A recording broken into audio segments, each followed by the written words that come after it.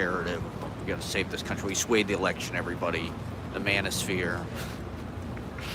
The live streamers. Now suddenly people know what the hell it is. We did that, okay, influencers. I'm a micro influencer. I'm a micro influencer. I influence Bruce Halladay. Not really. I don't even influence. I wouldn't say I influence. I mean, how much influence do these people have, really? You know, if Trump won again, how much influence do the influencers really have? I mean, I guess all the dumbest people are influencers. Jake Paul. Those people have a tremendous amount of sway. The dumb influencers. Only Trump voters are dumb enough to be influenced by influencers. Is Bernie an influencer? See, I think Bernie should have just behaved exactly like Trump.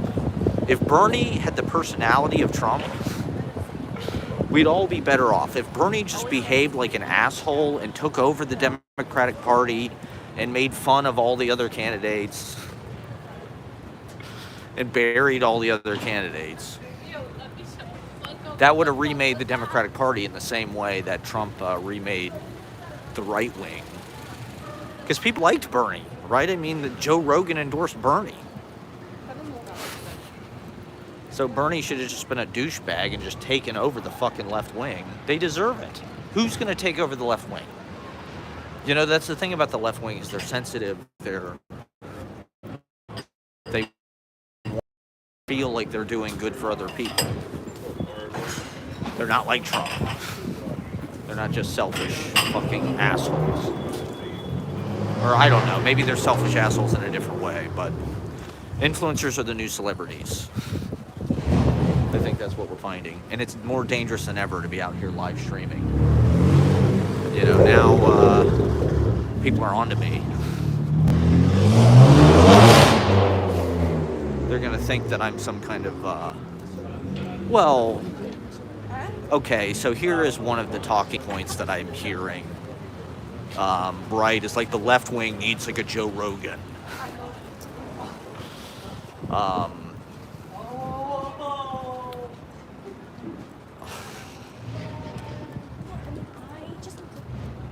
I don't know. I guess I'm so late to this. The fucking, everything has been talked to death. Every point has already been made about the manosphere and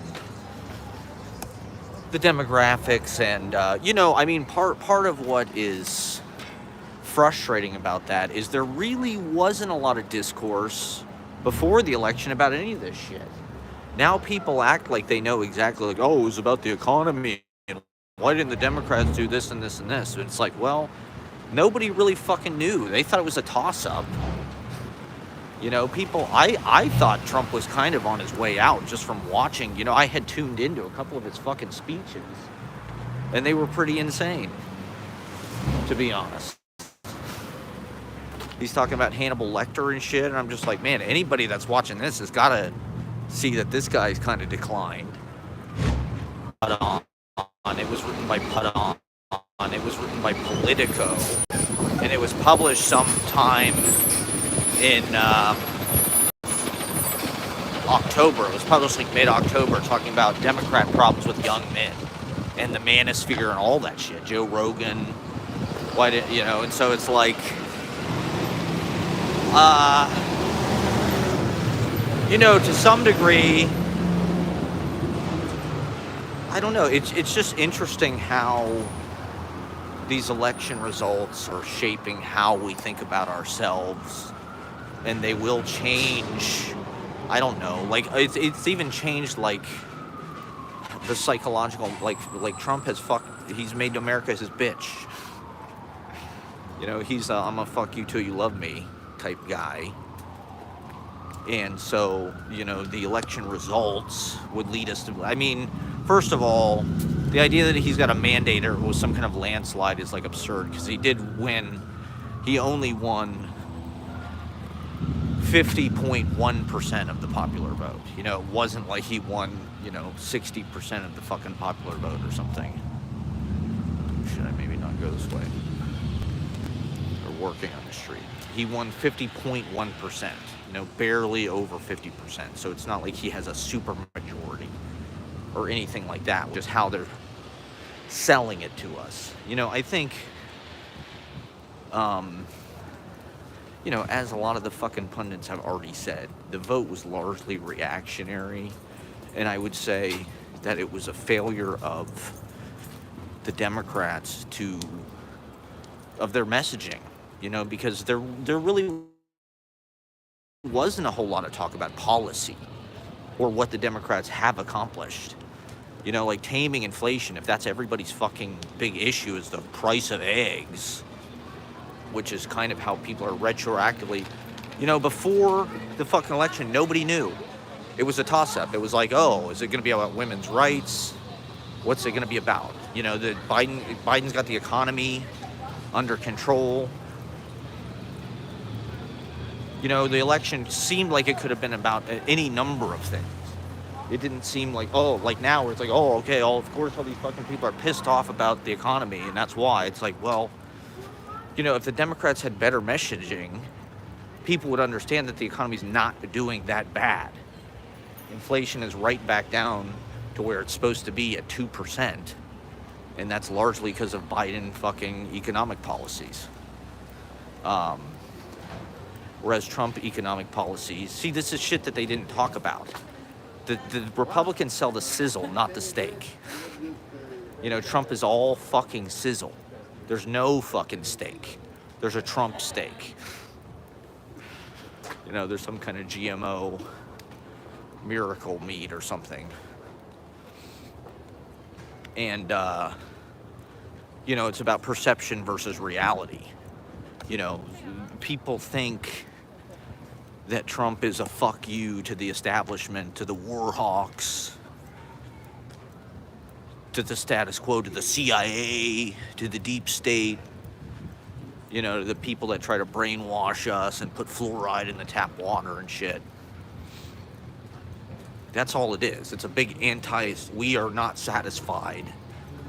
And it's the perception, right, that he's a good businessman, that he's going to save the economy or something. He's going to make the price of eggs go down. He's going to make the price of gas go down. This is what the working class, and to be honest, I would say that that's the narrative, right?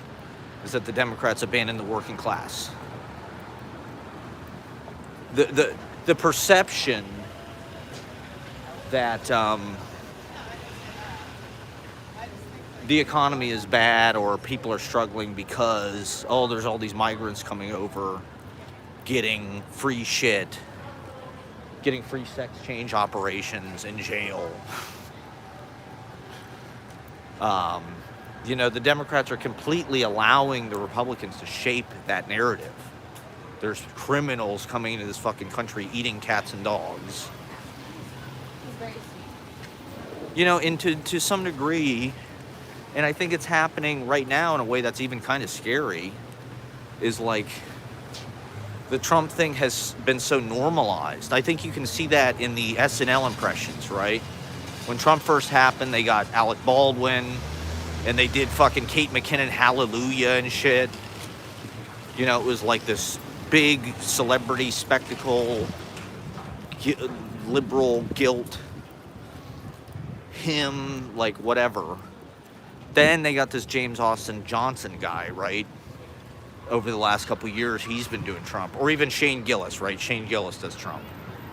And so the Trump impressions, like James Austin Johnson's, he's made Trump into just this kind of, just another kind of figure. And gotten, and it's one of these things that ingratiates, people have started doing the Trump impression more over the past year. You see all these guys do the Shane Gillis Trump impression, yeah, we're very big, everybody fucking does this. And it's just like that's one of the ways of taking the temperature. And the thing about Trump is, like, it's not normal. I mean, look at his fucking cabinet choices. Not that I think the last thing we can do is spend the next 4 years just, like, getting fucking, pissed off or, like, triggered. Like, that's what the fucking bullies want. They want, a reaction. You know, in fucking school, the reason why bullies scare you, intimidate you, make fun of you, is to get a reaction. Because they love drinking liberal tears. They love laughing at people spazzing, freaking out. People's fear. It's dark. Is that masculinity? You know, is that how simple it breaks down? I don't know. I mean, everybody's like looking at the data and the demographics and like, oh, these people voted for Trump and this. And so that says something about, you know, how we think about ourselves, who we are.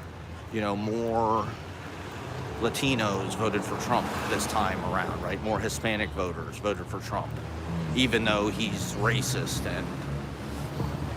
And so people are looking at that as like it's a repudiation of identity politics, or you know, how we think about the border or this or that.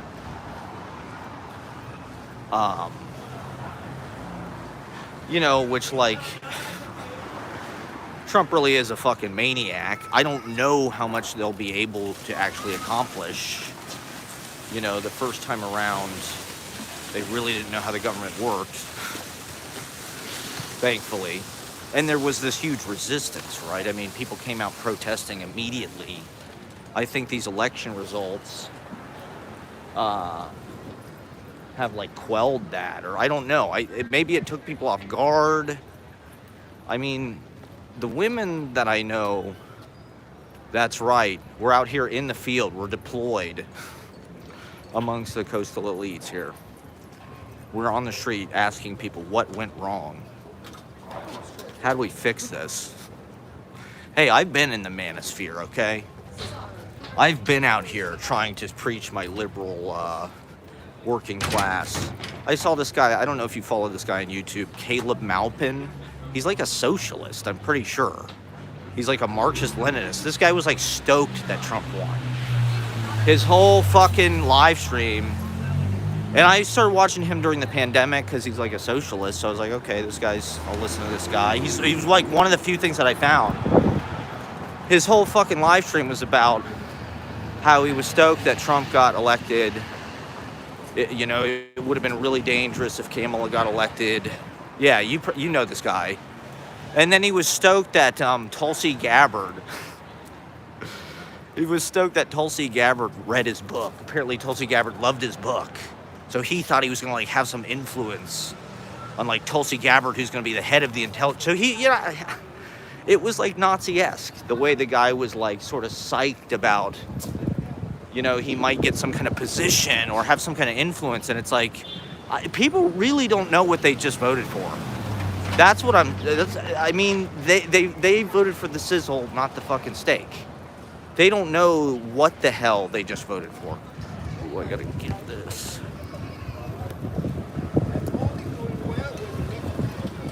Gotta get this fucking table, bro. Somebody's gonna come sit over here. I just know it.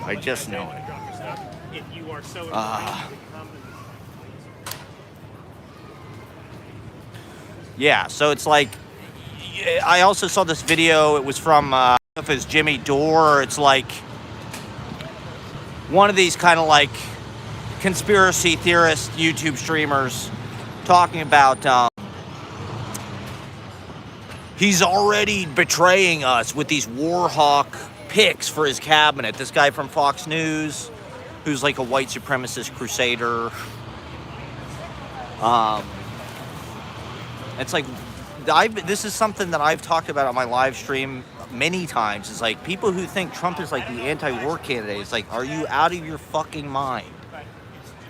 You know, just because he gets up there and talks about like how bad Iraq was, that's like one of Trump's main fucking talking points. It's like, oh, these wars in Iraq and Afghanistan are so bad, and we need to get out of these wars, and we need to have NATO pay for their fair share, and all these countries need to pay us for their defense. And it's like, that's not him like being like peacenik, bed in for fucking peace, like war is over if you want it. Like, that's what the idiots or that. It's hard to know what the fucking truth is. I mean, but if you think Trump is going to have a better policy on Israel and there's going to be less genocide, like, you're out of your fucking mind. Like all the people that didn't vote for Kamala because of her stance on Palestine or whatever. It's like, what do you think is going to happen now? Those people are going to get fucking slaughtered.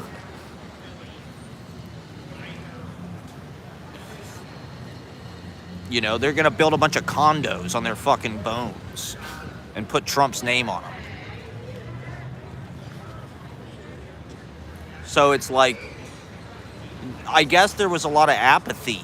That's how it seems. I mean, I think we just sleptwalk into it. Not to like harp on this. I also want to talk about how I saw Francis Ford Coppola on the street. I want to talk about my Francis Ford Coppola sighting. But there's just so much. I mean, it just feels like there's a lot of demographics that are to blame, or who are at the center of kind of like the way things broke in this election. You can't just point to any one thing, although the Gen Z men thing, I think, is surprising. It's also like not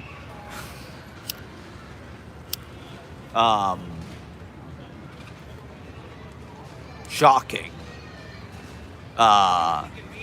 If you're on fucking YouTube at all, you understand that there's tons I was watching this interview with Peter Thiel. He's a fucking idiot.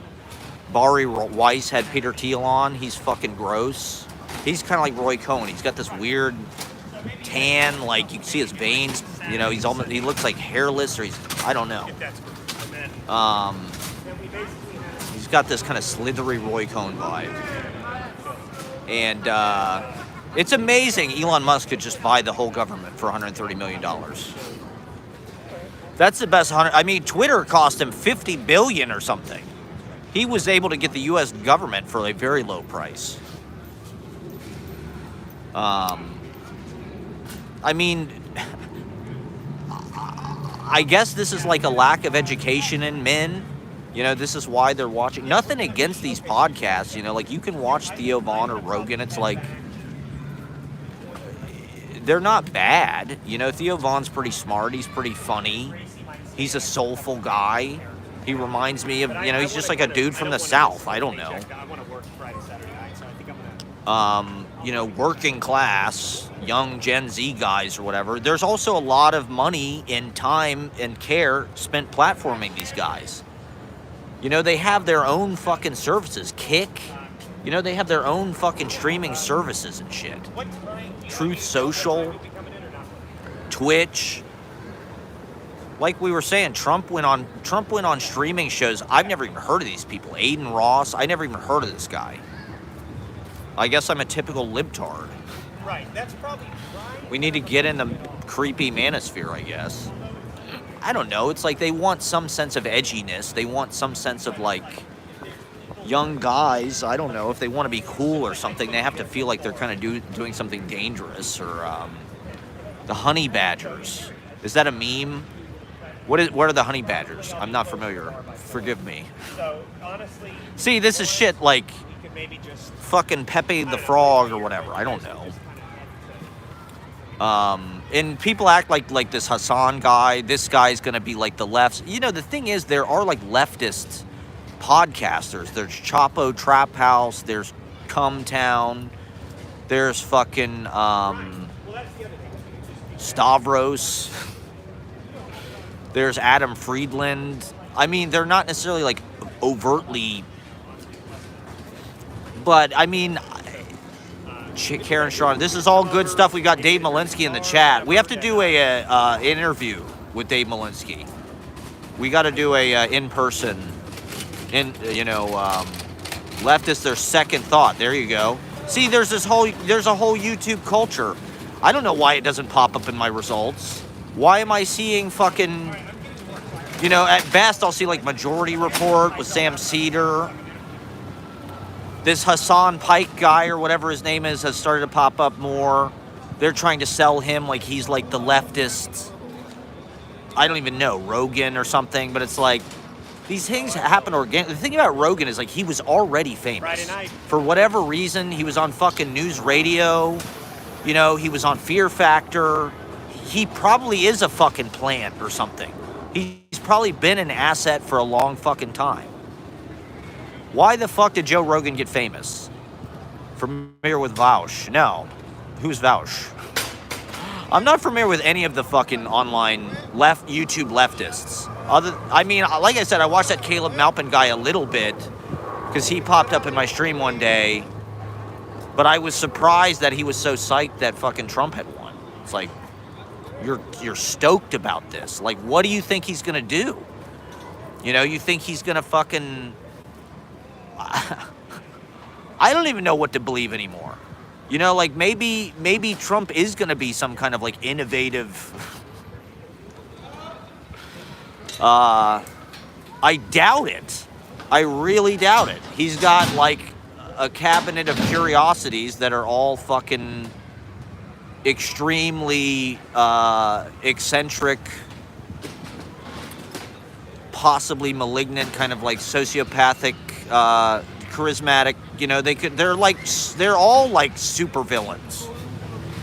They're all like weirdly, you know, like Roger Stone or RFK Jr. and this guy from Fox News apparently is going to be the fucking Secretary of Defense. That's about the craziest thing I've ever heard. So it's like, I know in my live stream a couple weeks ago, I was like, we're not going to get outraged. We're not going to do it again. It's like, how can we not be outraged?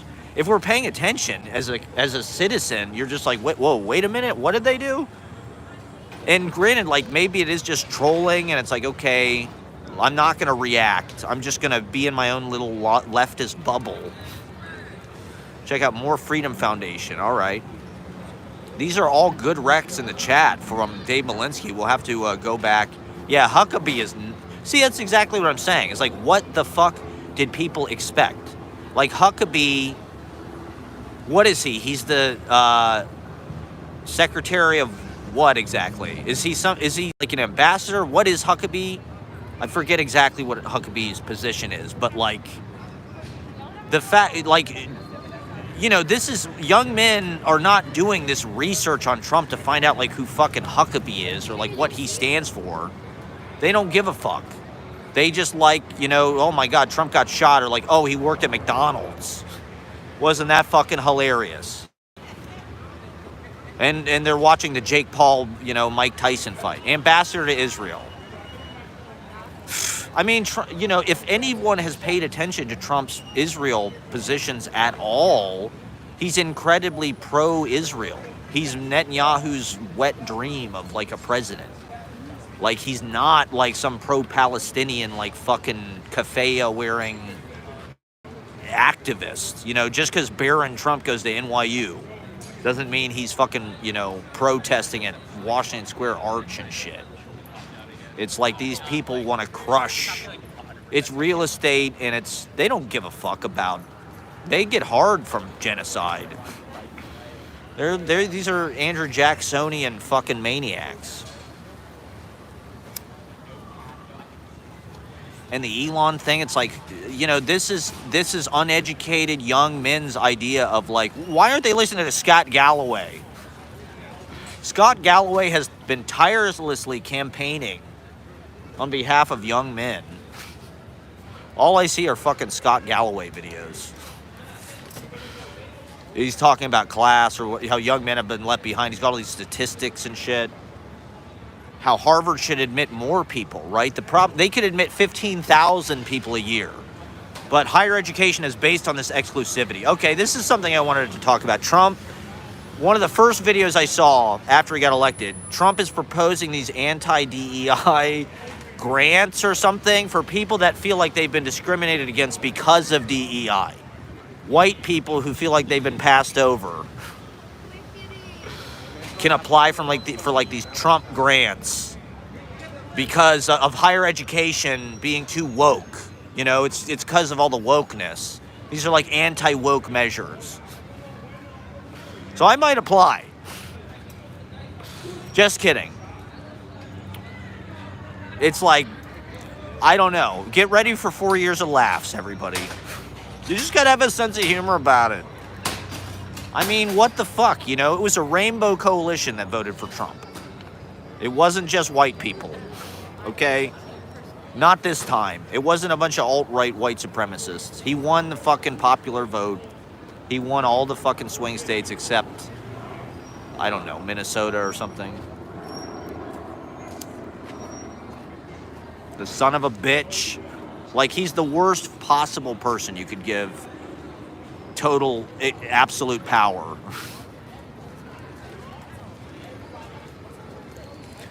Like, I just think people, I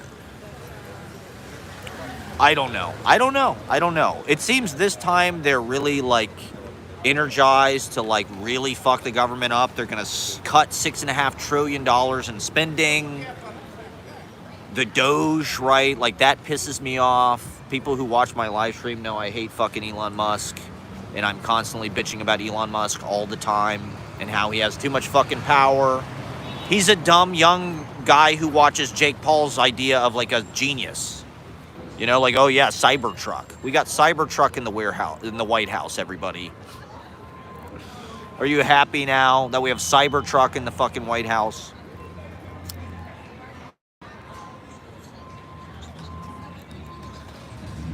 I mean, one thing I did want to talk about is, like, as far as representation goes, African American people make up 13% of the U.S. population, and they have for a long time, actually. It's actually weirdly kind of stayed at 13%, whereas there's a lot more Hispanic, Latino percentage-wise in the United States now. Now it's like 20% or something, over 20%. Whereas, like, white people, it used to be 80%, now it's 60%. And so you are seeing the demographic shift, whereas, like, African-American population has stayed at, like, about 12 or 13%. You know, so to some degree, I think, you know, if it's about representation, and I'm not advocating against this, I'm just saying, like, well, why did 15 million less people vote for Kamala than Joe Biden?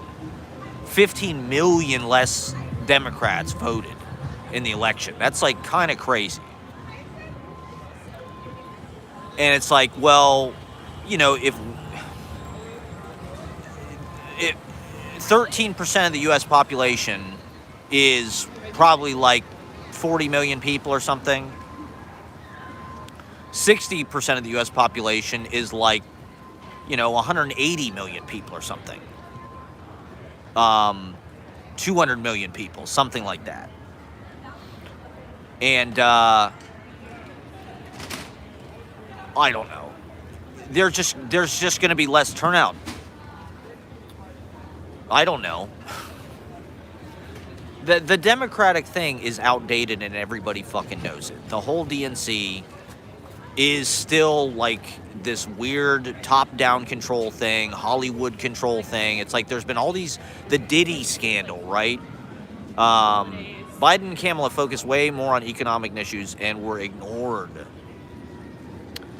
I don't know how they didn't get that message out. If everybody voted on economic issues, which supposedly that's what they did, people are pissed about the price of eggs and the price of gasoline. But it's like, yeah, that's what I'm hoping will happen. That's what we see. I mean, don't get me wrong. I think they will get in there and decimate the government as much as they can. Are they going to be able to create a Doge, Department of Government Efficiency, and cut $6.5 trillion from the government? I doubt it.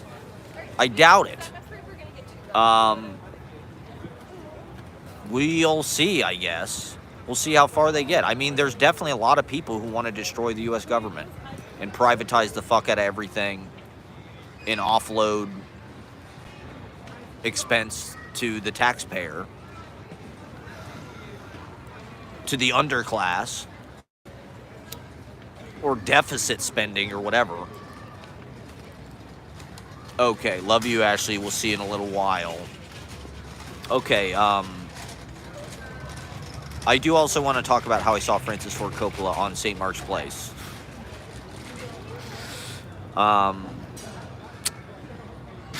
I think we're all at a point where it's like, I guess now that these pics are actually coming out, it's like sort of giving us reason to be like, oh my God, we need to protest. Why are people not protesting? You know, there was protests the first time. Now it's just like, what? People want somebody to go in and just blow up the government. People hate the government. Our country is just broken. There's homeless people everywhere. Rent is too damn high. The price of eggs is too damn high. Fuck it. Fuck it. Just blow it all up.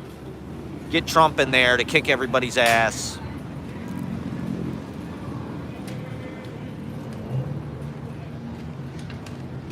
Cuddles by midnight. Okay. Yeah, and it's like, why did things go the way they went?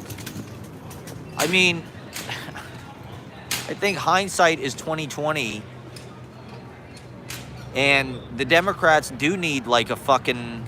I saw this video. This guy's like, LeBron James should challenge J.D. Vance's Senate seat or whatever. It's like, yeah, Democrats should just throw every... Like, we're living in this bananas fucking reality now. There is no, like, sense of, like, decorum, or this is, like, beyond the sense of, you know, what's, like, acceptable by, like, the public. It's like, yeah, fucking run Oprah. I don't know. She's corrupt too. She's part of the corrupt establishment of the Clintons and the Epstein jet and Diddy parties, and, you know, Kamala sucked Montel Williams' dick, and somehow Trump is like the enemy of that, even though he was literally fucking Epstein's best friend for 10 years or something. That's what these tapes said, right?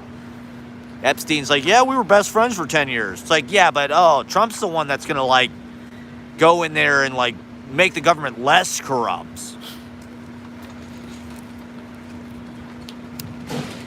He worked at McDonald's. Wasn't that hilarious? Just laugh. It's just going to be a barrel of laughs, everybody. Just get ready to just laugh your ass off at how funny shit is for the next 4 years. That's all you can do, is just have a sense of humor about it. As they strip away women's rights and deport a bunch of illegals, tear families apart, or whatever the fuck they're gonna do. Roast people. This is... America's a dumpster fire. You know, you can't deny it. You can't deny everybody's on meth, or they're in the army, or both. Ideally both. You know, it's a cycle. They're on meth. What are you gonna do? You gotta suck up to academia, be rescued, join the professional managerial class, be an educated white voter. It's the educated whites versus the non-educated whites. Well, it's like, I don't know, you can't be condescending to these people. You have to find a way to root, you know, Obama could do that, right? They voted for Obama. They're not racists. They're just, I don't know, they're like puppies or something.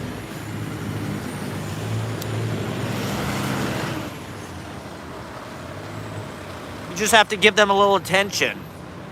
Throw the ball with them a little bit.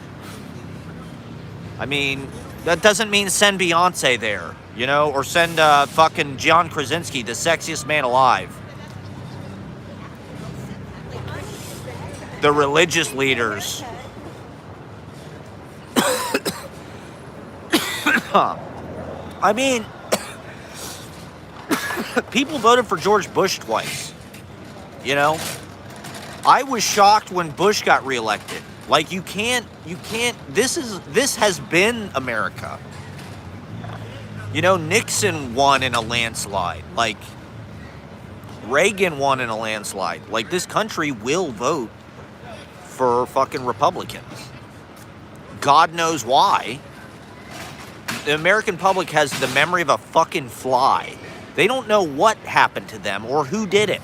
They don't know what happened 5 minutes ago. Priests were the original professional managerial class. Oh, that's interesting.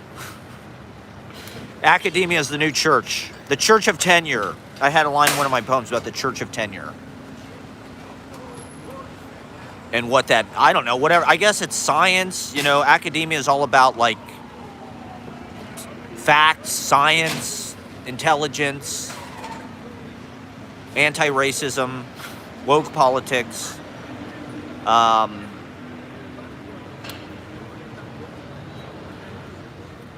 eating nice dinners, going to nice dinners, having galas.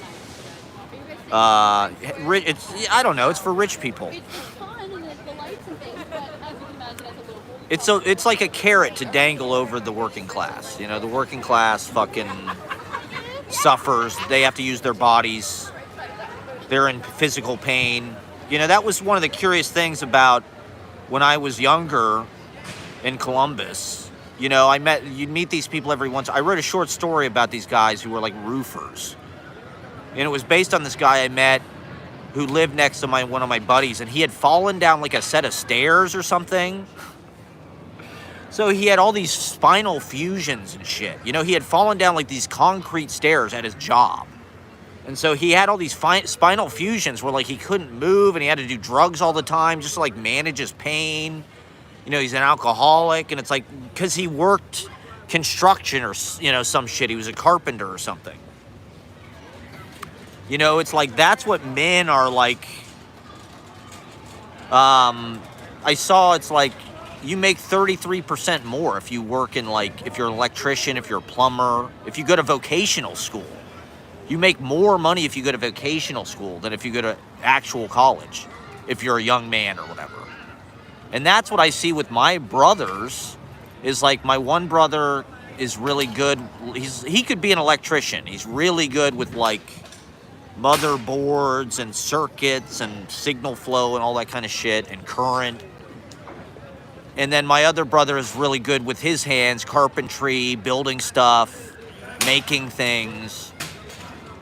Neither one of them went to college, but it's like,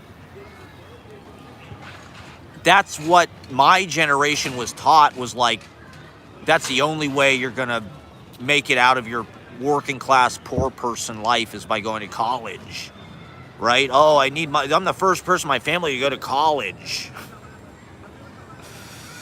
What do you need that education for? That literacy. Don't act like you know how to read. Don't act like you're better than us. And, you know, people took out all this student loan debt, right? And you know, on the other hand, there's this feeling that they don't want you. You know, you're excluded. All these elitist universities are very hard to get into. And, you know, the message from the left for the past 10 years has just been white people are bad. It's all white supremacy. Fuck white people. Don't hire white people.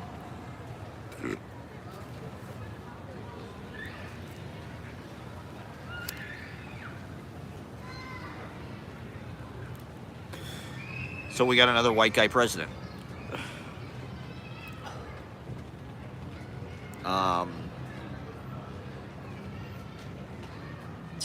That's representation. Thank God. You know, the Joe Rogans, finally, they have something again. They've been so downtrodden and so beaten down.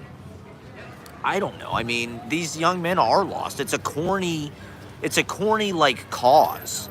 You know, to even talk about it. It's something that I've joked about on my stream regularly, how I'm a men's rights streamer. Because it's just so unglamorous and so like, God, who wants that? Like, these guys are the problem. Patriarchy. And granted, like, yeah, there's been a patriarchy for a long fucking time. And I guess our generation, younger men, have to fucking, you know, be the sacrificial lamb, the scapegoat, or whatever.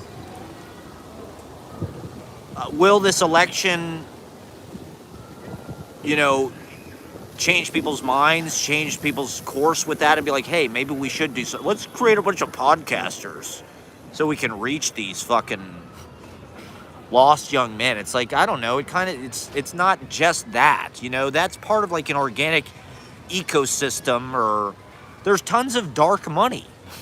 I'm convinced of it. You're not going to convince me otherwise.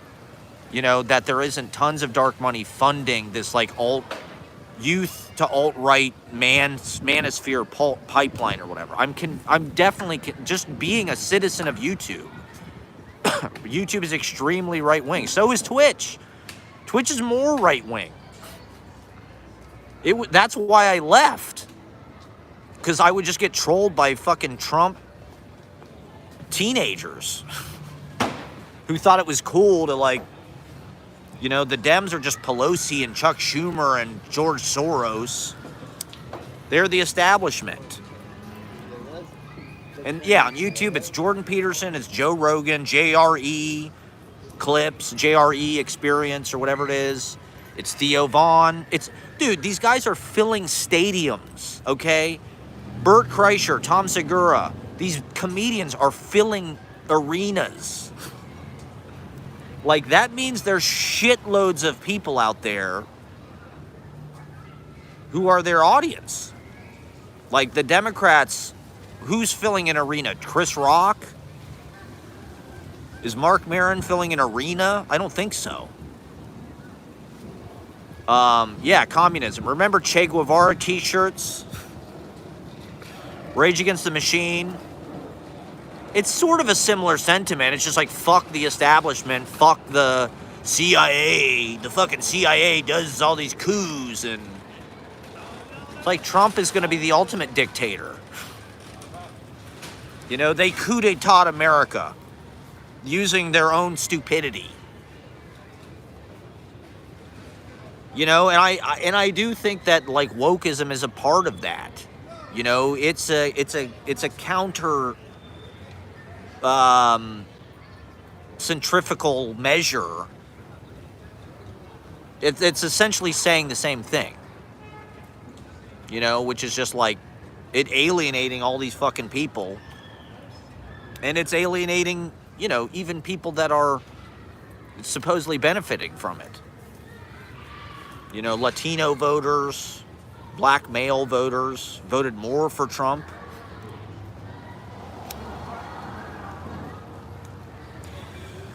You know, there's definitely like a fucking misogyny there. There's no question. Like, why can't these men be smart enough to understand that Kamala is like just a better choice for them? Now they're not going to get laid for... There's 4B movement, you idiots. You're already incels. Now you're never going to get laid. It's like, you want to get laid, and vote for the black woman. You know? Show that you're cool. It's like, don't be an idiot who watches fucking Jake Paul and like the Jake Paul-Mike Tyson fight. It's like, what the fuck? I guess dudes are into UFC. Dudes are going to be dudes. They like watching fighting. They like breaking the law. They like everything. You know, Trump is like this rich playboy. You know, he's proven time and time again that he doubles down on every goddamn thing. And a lot of the times he wins. And so that, you know, for a lot of, you know, for male energy, why can't the Democrats get some of that? You know? You shouldn't like, I mean, I get it. It's okay that there's been this era of like men suck, white people suck. That was an important introspective moment for America, and it's ongoing. It's about to be the bicentennial. How fucking, or the 250. That's even more than the bicentennial. Whatever the fuck that is. Is there a name for the 250th anniversary? To me, that's more significant than the bicentennial. 250, that's a big one. Trump is going to be the president of America, the terrorist state, the white supremacists. Well, that's what I mean. It's like, well, on the other hand, we lived through George W. Bush for 2 terms. You know, like, I'm not going to shit my pants. Like, George W. Bush gave a huge tax cut to rich people. Sesquicentennial. That's what I thought. The sesquicentennial, everybody. We're going to have Dictator Trump and Secretary of State Marco Rubio. He's a neocon. What's Trump doing? What the fuck did you think he was going to do? This dude wants a war so bad. You know, the first time they wouldn't let Trump fight a war. You know, they did everything they could to sort of keep his finger away from the button. Keep the gun away from Trump, keep all decision making away from Trump. This time we don't really know what the fuck is going to happen. What if there's some kind of 9/11? You know, is Trump going to be Big Daddy, safe, hero guy with a 90% approval rating? I mean, George W. Bush was kind of a fucking dictator. You know, the Patriot Act, those wars, they basically just fucking forced us into those wars. There was strong coercion that people were sort of like, well, wait a minute, we're not exactly consenting, but they're just like, okay, we're doing this anyway. Saddam did 9/11, we're going to go kick his ass. We're going to go mutilate thousands of Americans and burn their faces, burn their skin off, give them PTSD. And the GI Bill, the fucking Patriot Act. You know, it's like Trump, they weren't as skilled as all that. You know, they were just a bunch of buffoons. It was like just some kind of like robbery gone awry. You know, it was like they really didn't... I've been live streaming my ass off since the pandemic and before that. So the idea that people are going to start watching me now, I'm not really convinced. We need some kind of Joe Rogan podcast for the left. To me, I've been watching tons of Jon Stewart clips. I mean, I hate to be that guy. Maybe that's like the most millennial. But for me, there was some sense of like Democrats being the right thing to do amongst millennials, amongst the Great Lakes region where Obama, you know, got elected. His inauguration or whatever his celebration was in Chicago. He came of age kind of in Chicago as a politician. In Illinois, where Abe Lincoln, right? And there was some sense of like the Onion, right? Colbert, Stewart, they were like an important counter to the whole Bush, Fox News fucking insanity. And they kind of played it off like, oh, we're just comedians, we make fun of everybody. It was like, no, they were like doing God's work. They were like light warriors in the Crusades. Like, people don't really understand. George W. Bush was fighting the Crusades. And that's what Trump wants. That's what this whole fucking Israel thing is. It's the fucking Crusades. It's just ongoing. George W. Bush, they're like these Christian warriors. You know, this new defense secretary has all these fucking like white fucking supremacists. It's like Indiana Jones in The Last Crusade. The Nazis want to go back and get the Holy Grail. Yeah, Colbert and Jon Stewart were like, I mean, Jesus Christ, we needed them. You know, that was before podcasts and stuff. So they were really like sort of proto-podcast-ish. Now, Jon Stewart, thank God he's on The Daily Show once a week. It's like, holy shit, what a gift. You just don't realize just like what a fucking... He really is good what he does. He just nails it. And dude, he's not afraid to like fucking talk truth right to these people's faces. You look at some of these interviews and like fucking Jon Stewart is like chewing these people out right to their fucking faces. And you're like, God damn. Like, this dude is like fighting. Like, I wish fucking Jon Stewart would run for president. As stupid as that fucking sounds. You know, as insane as our fucking culture is, it's like, yeah, Jon Stewart, LeBron James ticket, whatever. Whatever it takes. I think AOC, to be honest, I think AOC would be a great president. I don't think she'll get elected. She's too radical left. You know, I think people like associate her too much with like the Squad. And like whatever the fuck. You know, I don't think AOC could. She's not like Bernie. You know, Bernie is like sort of more about working class. He's a socialist kind of before anything else. He understands that those people are not being heard. And they're like the core of the Democratic left, right? I think that there's truth.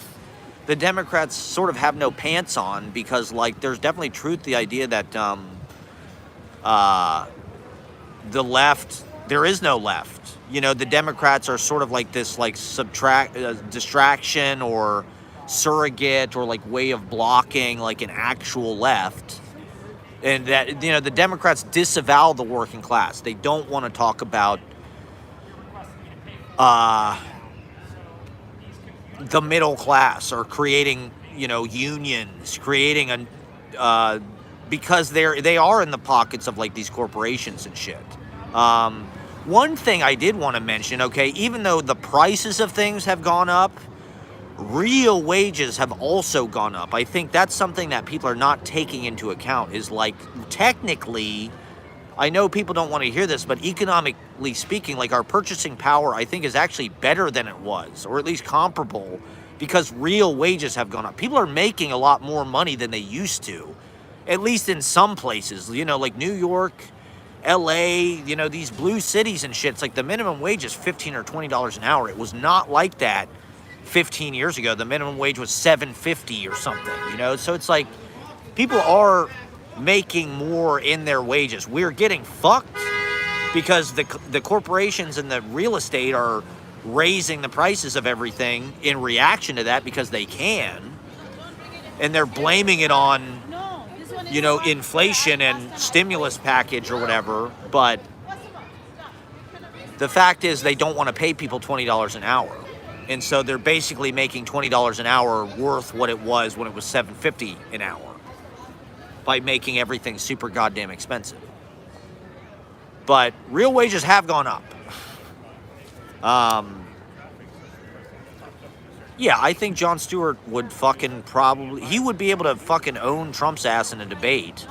Like, whether we like it or not, like, the president is like an I don't think that's not unnatural for the presidency. People act like, oh, the president's job is to what? I don't know, be Abe Lincoln and give the fucking Gettysburg Address every time something happens? It's like, no, part of the president's job is to be, like, fucking a public figure. And, like, okay, Trump is all fucking showmanship.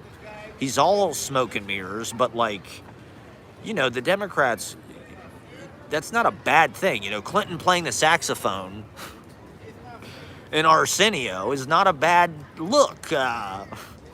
You know, what the fuck did Kamala do? She fell out of a coconut tree or whatever, you know? She kind of got memed a little bit, but it was like,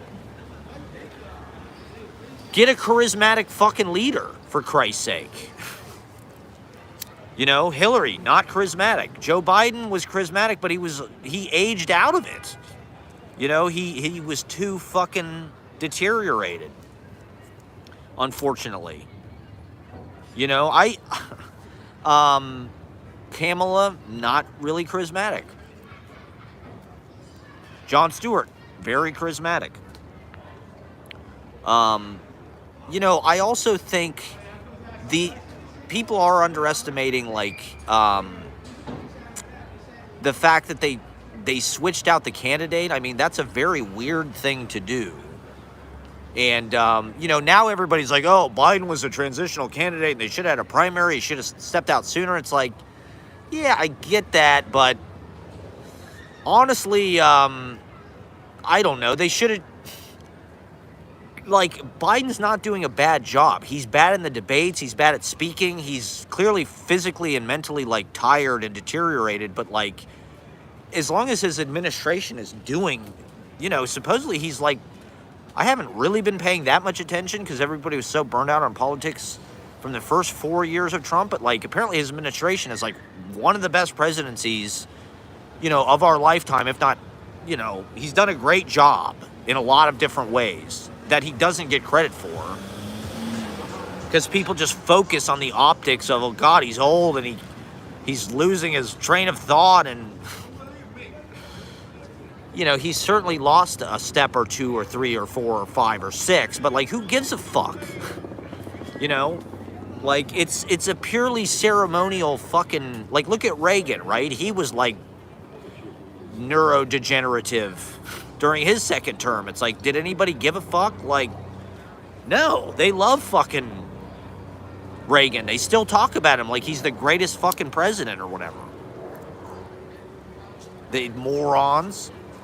It's like, I know that sounds insane. They should have did everything they could to keep him off TV, keep him out. I mean, Trump didn't even want the debates. He tried to get out of the debates with Kamala. It's like the debates don't mean shit. People vote on like name recognition. That's about as far as it gets. And it's like he was the incumbent. They should have made it clear that like he actually did a fucking good job with the economy. Which to me, that wasn't clear. I don't even know what the fuck they ran on. It just seemed like, I don't even know what the platform was. I watched Kamala on Howard Stern. I found out she likes Prince. Like her and Doug Imhoff listened to Prince when he died. It's like, okay, great. How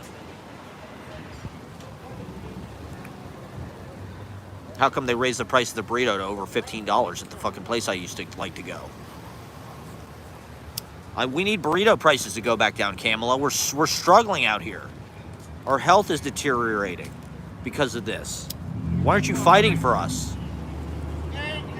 Yeah, Reagan fucked everything up. I mean, that was, I saw a video today about, I don't know, we might be entering like a new fucking era in this goddamn country where it is gonna, like, people are gonna look at Reagan as like the founding father of like this new, like, ultra, yeah, you're exactly right. I think that's part of the problem is people think like the Trump voters are like stupid, and it's like no, they're you know, Joe Rogan's not even stupid. You know, it's like he's curious, he's thinking things through, but it's like his podcast is like deep for that, you know, for guys that like watching other people beat each other up. You know, it's a pretty deep conversation. And he was a Bernie supporter, right? He likes Tulsi. They all love Tulsi because she's hot. They all want to fuck Tulsi. Trump wants these, like, hot chicks in his... You know, it's, the way that you look is, like, just as important as anything to Trump. You know, we need, like, hot chicks in the White House.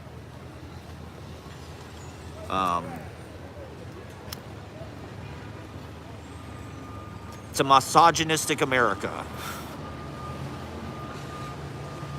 The Victoria's Secret fashion show is back, right? Yeah, there you go. Podcasts are not limited. You can say any goddamn thing on a podcast. You can talk about aliens. Talk about the JFK assassination. I mean, I'd say they're worried about getting canceled to some degree. That's how they police their speech. But,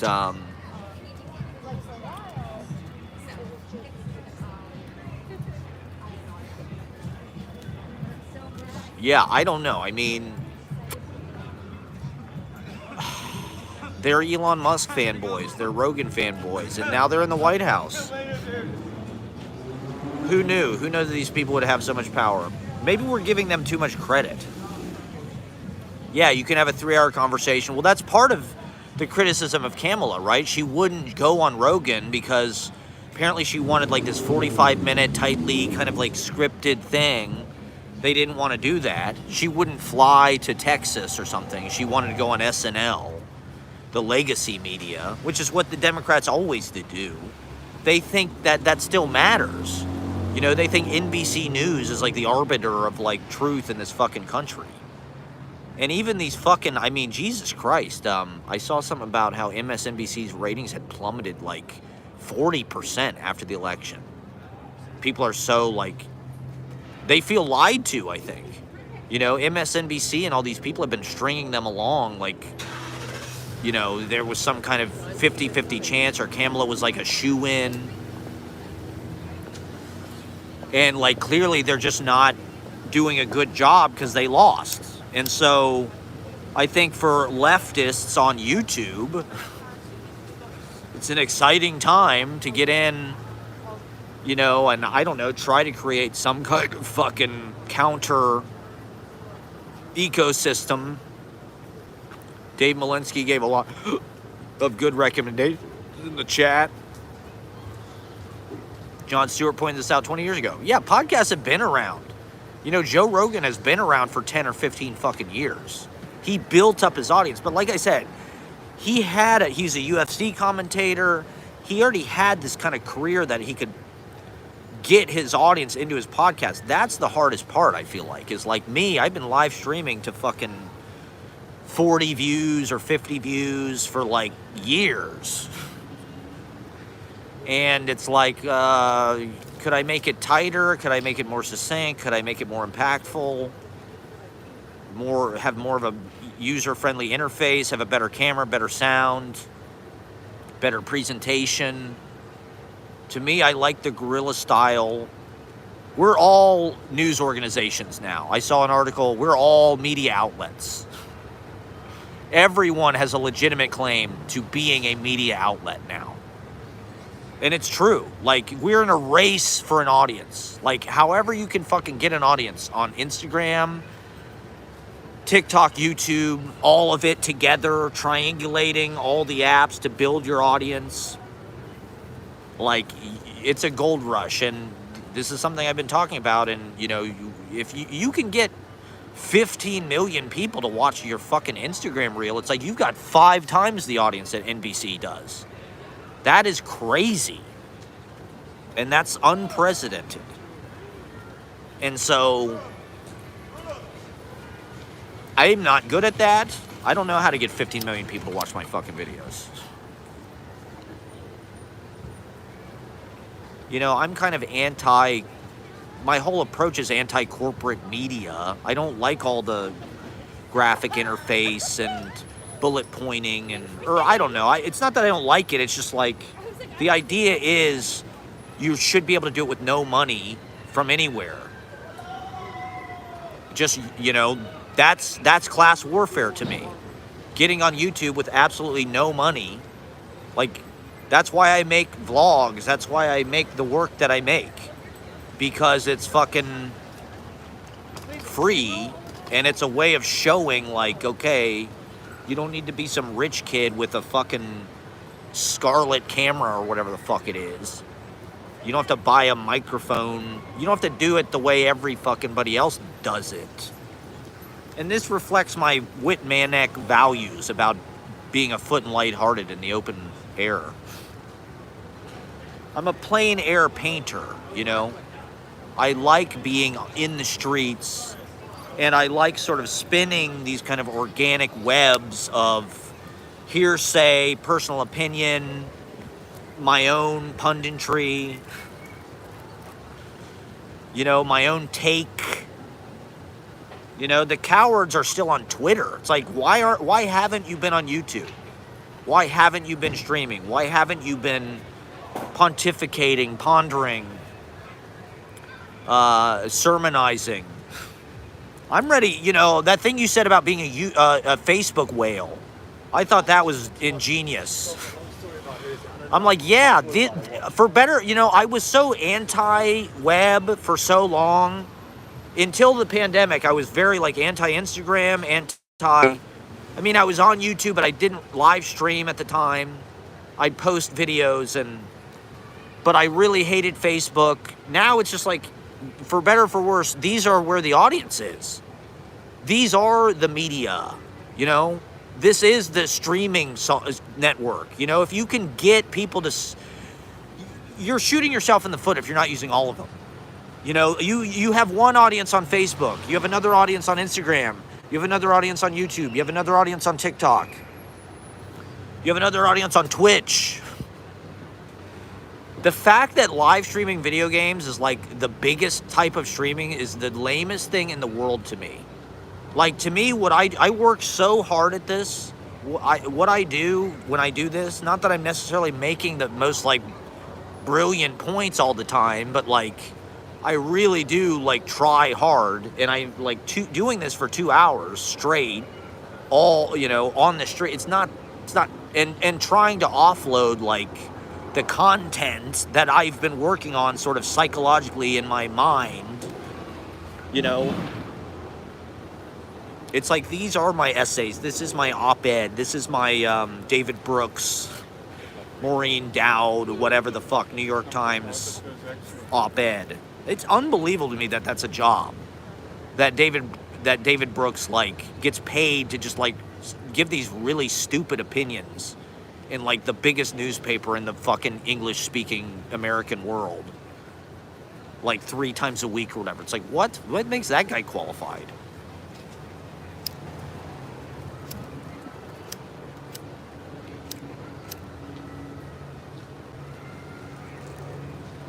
Thank you, Dave Malinsky. That means a lot. I appreciate that. I appreciate everybody who watches. Thank you for watching. We're the Cognoscenti. I mean, the idea is just to get ideas out. Get your momentum rolling into somebody else's momentum.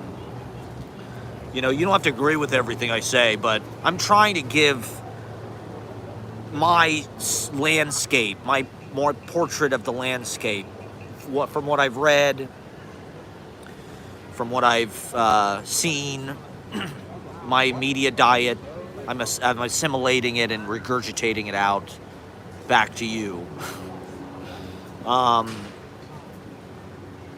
Oh yeah, apparently AI can write better poetry than Shakespeare. I don't know if people have seen these articles, but AI has surpassed human abilities in poetry. And so I read this article, and it's all about, well, the thing is, readers have selected the poetry written by the AI as their preference in more instances than the Shakespeare shit. Readers are preferring the poetry written. I don't think that indicates that it's better than Shakespeare. I just think that it indicates the audience is fucking stupider. And they like worse poetry. They want some kind of bland. So I read the article, and it had 6 poems. 3 of them were written by AI, and 3 of them were written by real people. And it was like a quiz, a blind test. And I'm proud to say I got 100% right. I was able to tell which were real and which were written by AI. The AI language is more general. It's more bland. The thing about poetry is a lot of what makes it work, a lot of what makes it work is like these really odd word choices that are very counterintuitive and kind of like come out of nowhere. You know, they come out of like the specificity of the poet's own experience in life and choosing that. Whereas like AI just kind of gives like this bland, generic greeting card poetry that, yeah, like your average dumbass might be like, oh, this is so beautiful. But it's just like, it's like something you'd see on a fucking, you know, a painting, a souvenir painting from like Pensacola, Florida. Or Myrtle Beach or whatever. I don't know. Nothing against those places, but to me, that's not indicative that like AI is writing better poetry than Shakespeare. I don't think it'll ever happen, to be honest. I really don't think it will ever happen. Because it's based on like our previously existing works. Until AI is like able to understand human experience and like posit situations that like show that in greater depth than what we are able to render, which I don't think they're going to be able to do that better than Shakespeare. You know, the reason why people still read Shakespeare is because like he's just able to sketch things in greater detail. And it's because he's a fucking human being. The AI shit I've seen so far is like provocatively, stunningly, like non sequitur and kind of like brazenly, just like dumbly kind of honest or something. But it's not like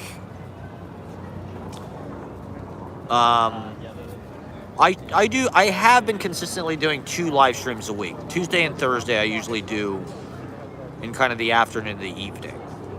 I used to do it more. You know, I'm posting other videos throughout the week. I post the open mic, I post vlogs, performance videos from other things that I'm doing. So, you know, my YouTube subscribers know that there's a steady stream. You know, these various apps are just like touch points, I guess, for like your brand, your personality. You know, like you're really, you're cutting up your personality and you're marketing it through these different portals of like, okay, here I am on YouTube. It's my long form way to connect with my audience in the chat. It's office hours. You can chat with me. We can have a conversation about the situation that's ongoing. The vlogs are more like a permanent record of the raw material that goes into everything else. The beauty of life, making a film, kind of a naturalistic, ongoing method acting, kind of Stanislavski, John Cassavetes, Terrence Malick vlog, document of the poetry of real life. Because, I mean, life is just poetry. Poetry is just a slice of life. It's just like getting little pieces of life. Because life is full of just magic and poetry. And so, me, I'm just trying to capture that raw. Like a lepidotrist or whatever those butterfly catchers are. Like Nabokov bottling lightning bugs or butterflies, monarch butterflies. Trying to catch them in the wind stream.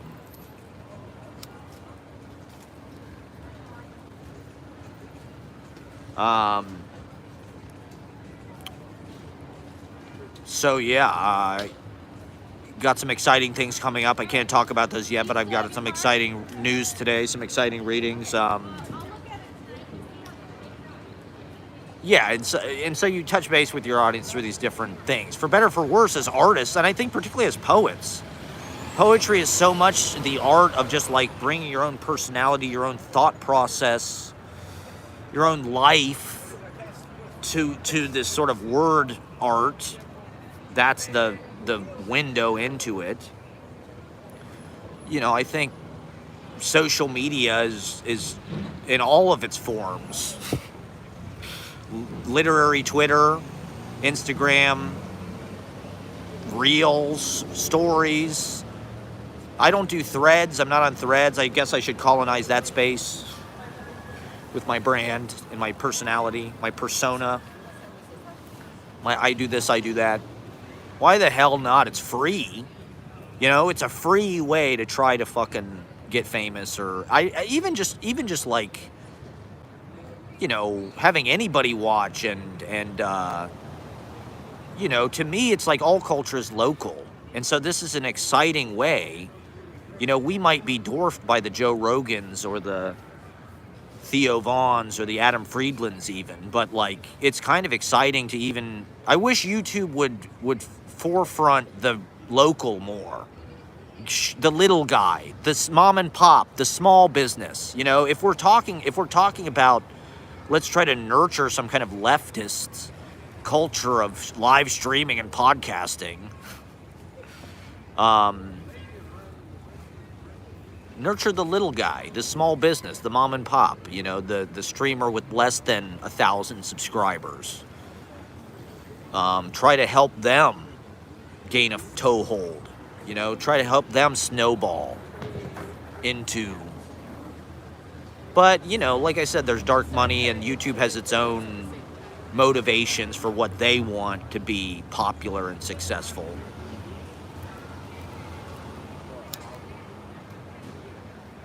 Everything's like a musical theater fucking, you know, like all these Saturday Night Live skits are like musical theater parodies and shit now. It's like, everything's trying to be a TikTok viral moment.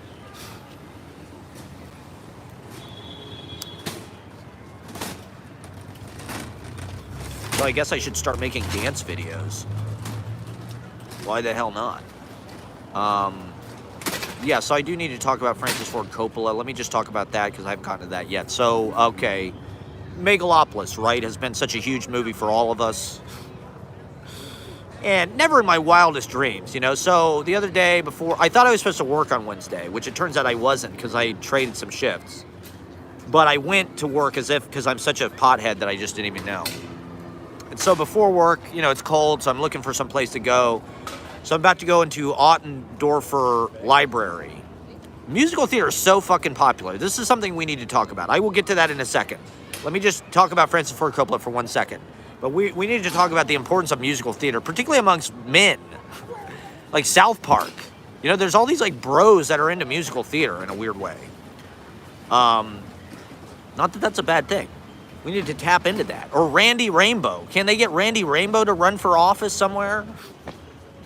My parents like love Randy Rainbow. It's like he could get people on the left to vote for him.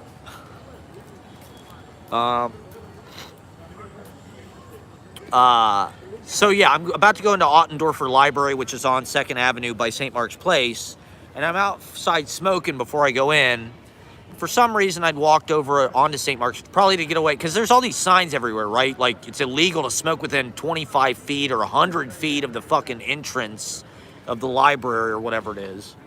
And so I walked, you know, around the corner, so I'm smoking by this Link NYC kiosk on St. Mark's, like by 2nd Avenue, across the street from where Gem Spa used to be.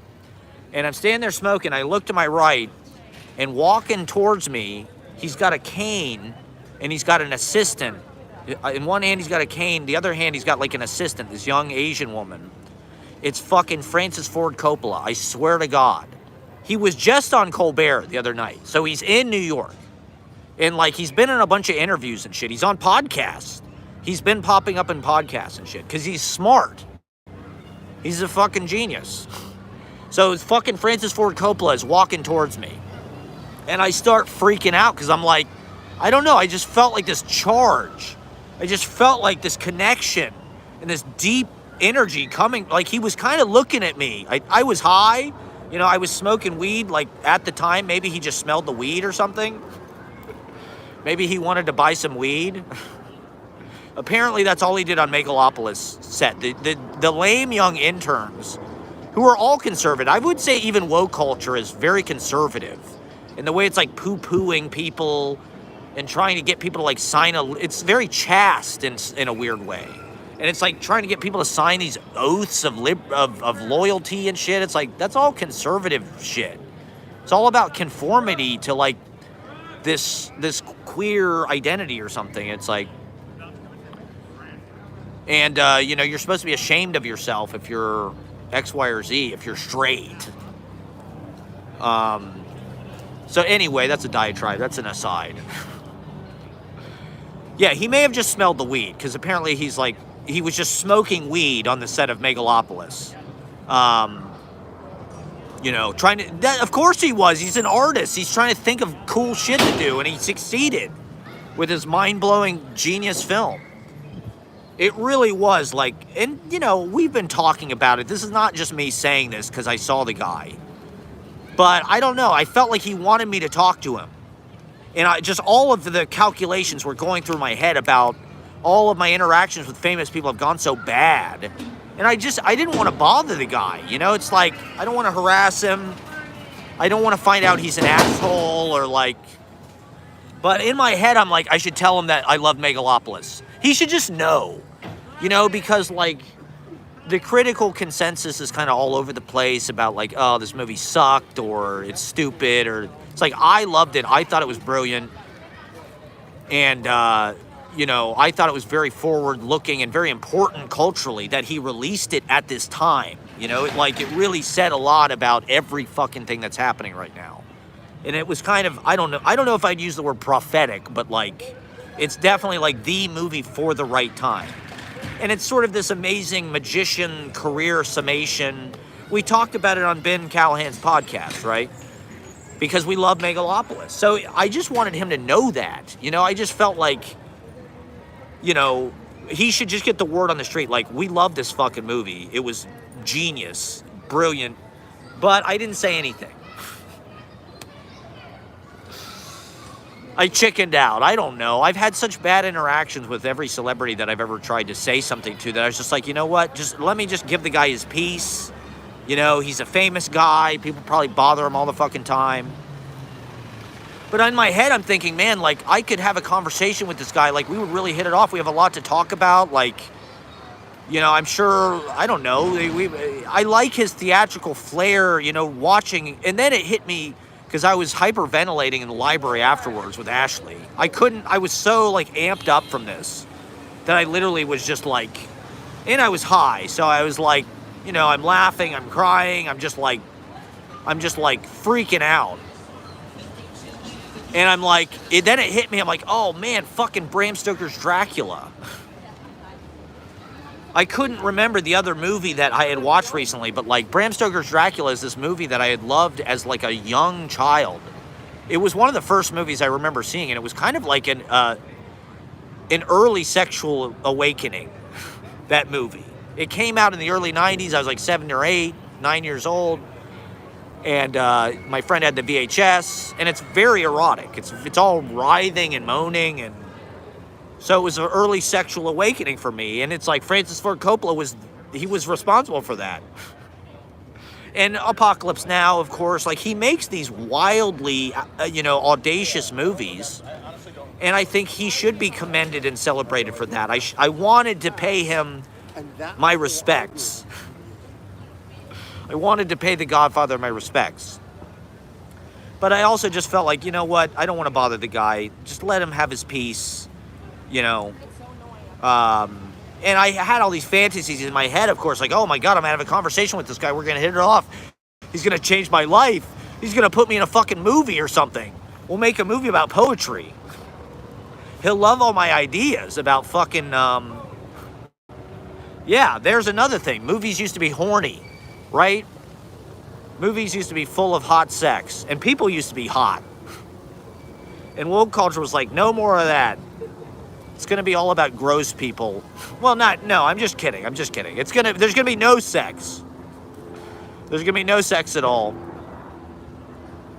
Well, that's me too, and I get the reaction of that. I get it. It's important, it's necessary, like prosecuting people that are fucking, coercing people against their will into stuff, but it doesn't mean the rest of us have to stop having sex. We never did anything wrong. It's all been consensual. But everybody's suddenly like, holy shit, I gotta get somebody sign a contract before I have sex with them because otherwise, I'll go to jail or something. It's not very sexy. Let's just say that, okay? It wasn't that sexy. And you're just not being realistic about how sex actually works. Like, men do have to show a little bit of, like, dominance or gumption or something. You have to show a woman, at least, I don't know, if you're talking about masculine and feminine polarities, not that those are necessarily exclusively gendered. Somebody who's female born or whatever identifying can have masculine qualities like Cara Delevingne or whatever and be kind of like a dominating top. Protection and play. There you go. But, people gotta have sex.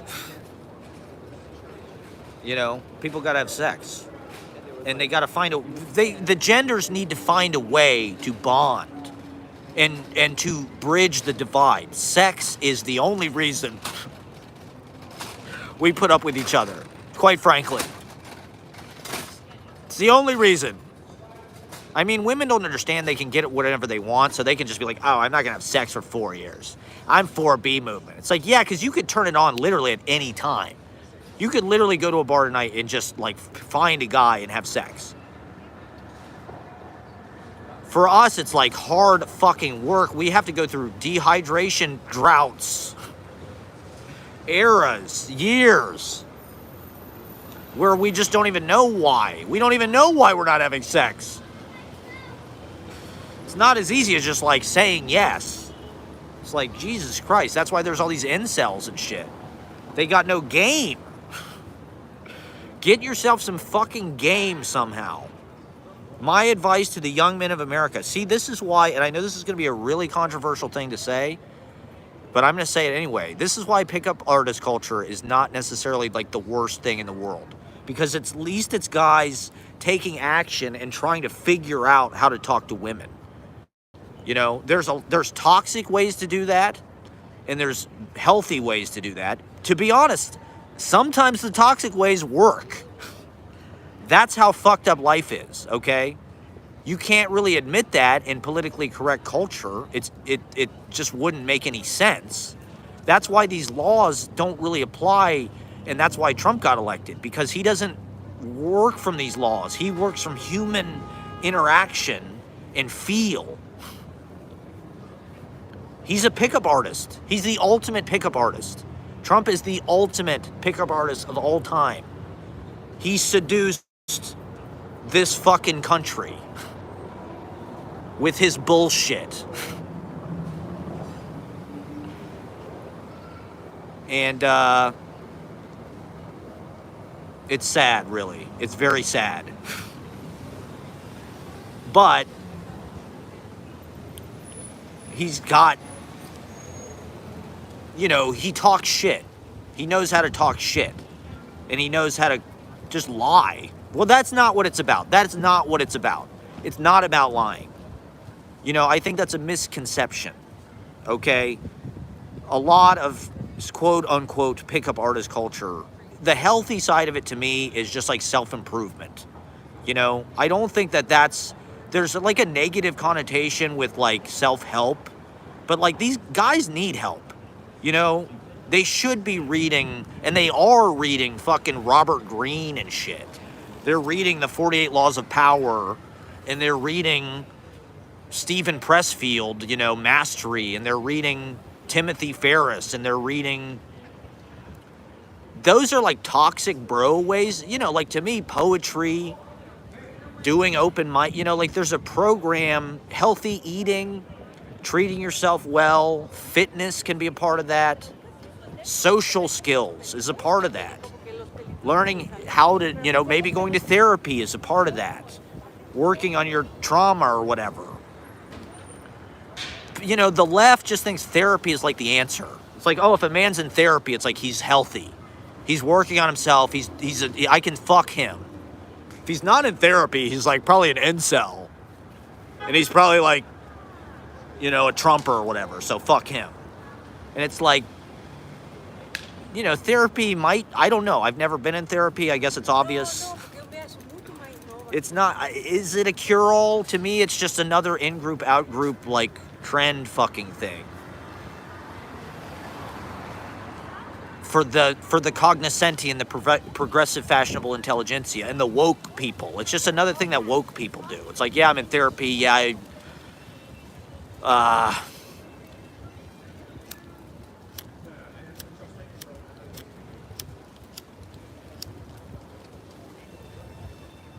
here I am. I'm a men's rights streamer. Maybe I should be in therapy. Maybe men should be in therapy, but there's other things too. Having you know, getting on medication is definitely not the answer. Getting on Prozac or whatever the fuck it is. It's like you need to fix your diet. You need to fix your habits. You need to stop playing fucking video games all the goddamn time. Go out and do something. You know, these guys who are stand-up comedians, say what you will about them, at least they're like trying something.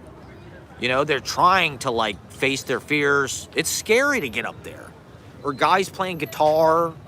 You know, I know like the Barbie movie likes to shit on guys playing acoustic guitar, but it's like, hey, at least these guys are like light warriors. They're trying to do something with their hearts and with their minds, not with like guns. You know, every guitar you put in somebody's hand instead of a fucking gun, that's a win, you know?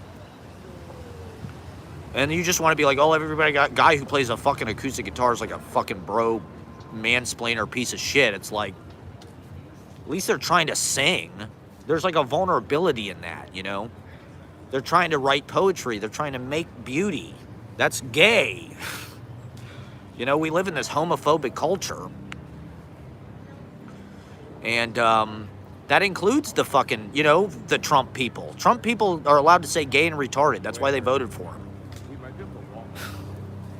Because they want to be able to have the right to say gay and retarded. It's stupid, but get these people making music. Music sucks. Get good music again. That's why the left was like cool, because they had good music. The Beatles and everybody was like left. They were all fucking like...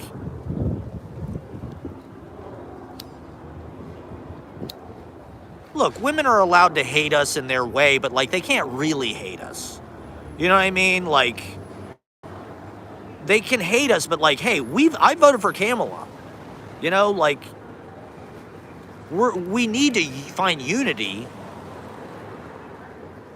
And like, heterosexuality is not like the biggest evil. It's like most people are heterosexual. It's like we can talk about being more gay.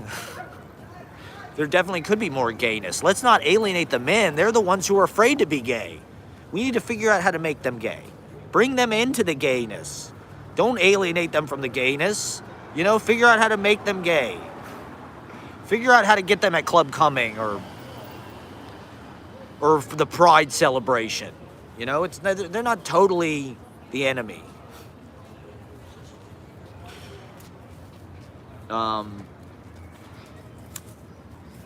Writing poetry. It's like, what is gayer? There's nothing. There's nothing gayer than writing poetry. Other than like having sex with a person of the same gender as you. That's the only gayer, that's why, the program is, the Beats, right? That was a role model for men that was like a little more gay. Jack Kerouac could be kind of into gay stuff. Yeah, please take clips of this. Please, absolutely. Thank you. I'd be honored if Dave Malinsky clipped my live stream. I'm honored. But be more gay. Straight men, okay? And gay people, figure out how to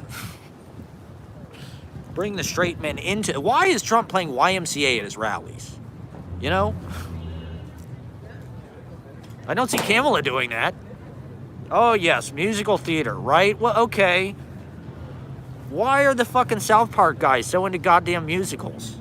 Why is America so into fucking musicals? Ariana Grande is like the biggest star around because she's like this musical theater nerd. Glee, this huge fucking thing. Broadway is like, Broadway has become this like tremendous like spectacle.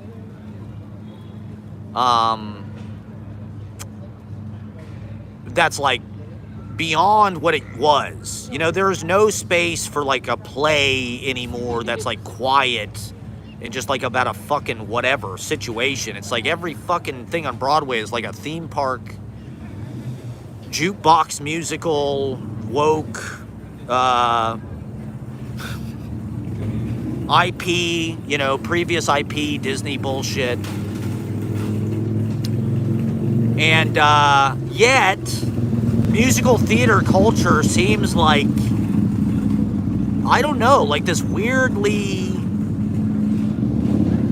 integral thing. And I don't know, it's so gay, it's traditionally a gay thing, but it's like, why did South Park write a fucking musical? And why, like this guy who I worked with in Columbus, who's ultra right-wing, like Elon Musk fan, he does it all. He's into crypto, he's into Twitch, he's into Trump, he's into all of it. He's like writing musicals and shit. Like he wants to like write like a fucking musical about Santa Claus or something. It's like, or like, it was some of the earliest Broadway shit is like George M. Cohan, right? And a lot of those songs are like very patriotic, jingoistic, war kind of propaganda. Over there, da da da da da da da da da da da da da. Those songs are still fucking slap. They're still good propaganda. I mean, even Irving Berlin wrote God Bless America, right? A lot of those early Broadway songs were like about World War I, Yankee Doodle Dandy. How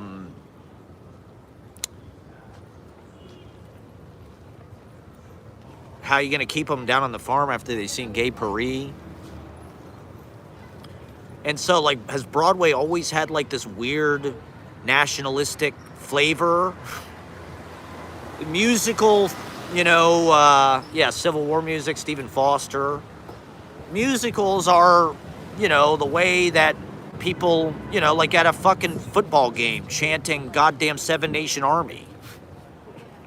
It's tribal, it's group celebration, it's broed out. But,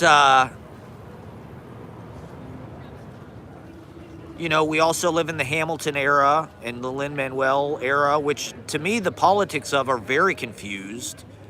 You know, Lin-Manuel, I haven't seen Hamilton, but he seems like a part of the DNC, just like all of them.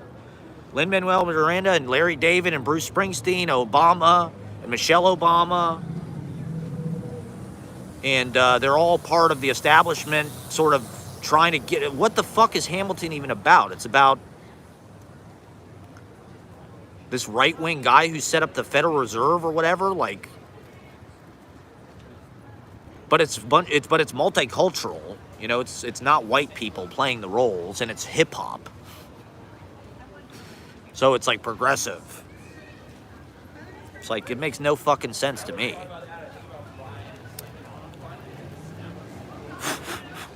My glove's on fire.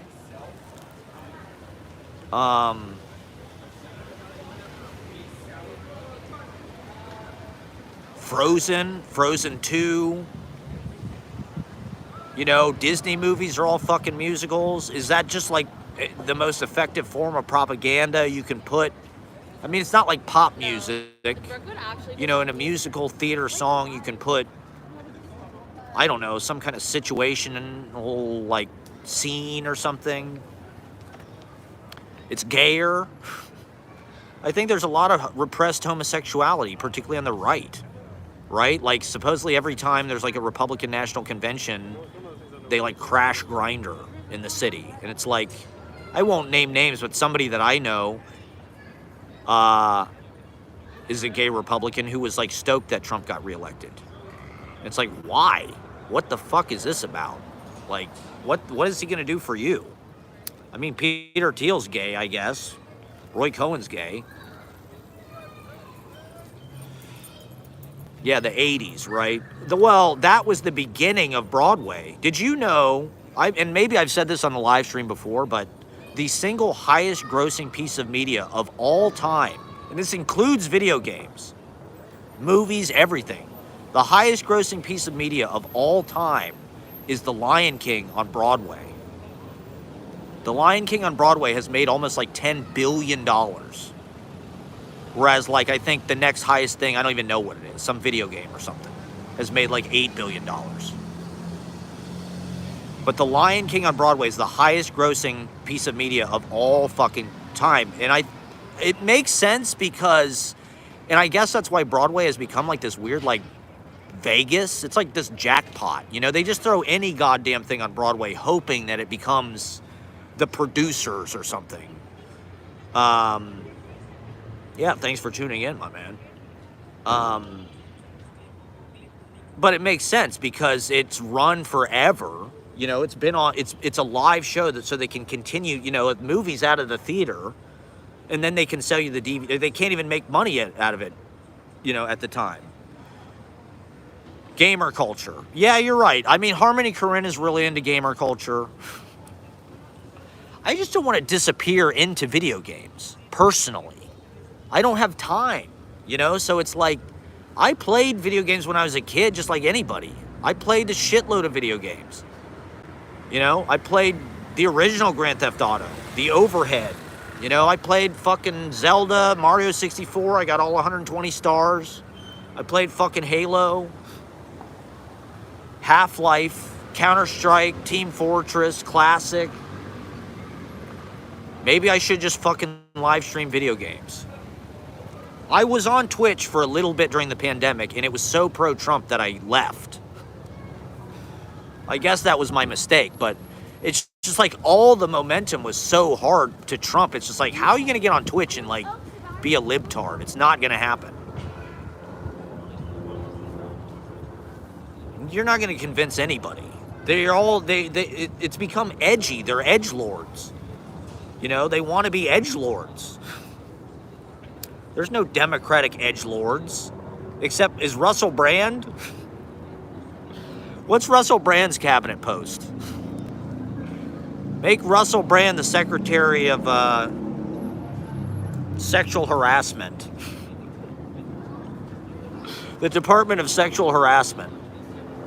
Yeah, we have to do a joint stream. Well, I was just looking on this. I think we could just set one up. Maybe next week or something. We both do vertical. And so we could do like a distance stream. The left was edgy for decades. Exactly. They were the drug-using LSD hippies. Now the right has completely stolen their identity. Now Trump is the punk rock, edgy fucking sex fucking, sex, drugs, and rock and roll candidate. Kamala's like,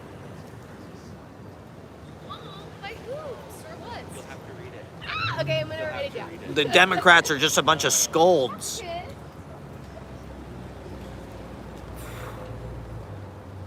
That's why I smoke weed constantly on the internet and play noise music and, balance my chakras and all that shit. Men need to get into this shit. It's like, are you not? Get into astrology. Get into tarot. These things, I don't know. For some reason, men can they dismiss that stuff. Like, oh, that's just for women, or that's bunk. It's hope. It's like, you don't believe astrology, but you believe the fucking earth is flat, or like aliens are like among us and Elon Musk is going to take us to Mars. But like, you don't believe in like tarot cards. It's like, or like, where's their sense of mythology? Where is the male kind of like hero's journey? What would Joseph Campbell say? The men have lost their path to manhood, I think. There has to be like a mountain to climb. And I don't know, men need to like reclaim like a sense of like, I don't know, video games are aesthetic. There is a lot of like, I guess these guys are listening to like, I don't know, Travis Scott or something. There you go. Find a way to be like a tarot card. Exactly. That's why they should write poetry. What happened to the warrior poet? Fucking Patton. That's something I could have talked about with Francis Ford Coppola. We watched Patton, one of the greatest war movies ever made. I would have had tons to talk about with Francis Ford Coppola. It could have changed my life. But I didn't want to put a burden on him. The thing that I've noticed with famous people is, that's an interesting point. The coolest shit is online. That's a really good point. We need to talk about that. I'll get to that in 1 second. Famous people, like, they don't want that burden of, like, this person is going to, like, give me a job.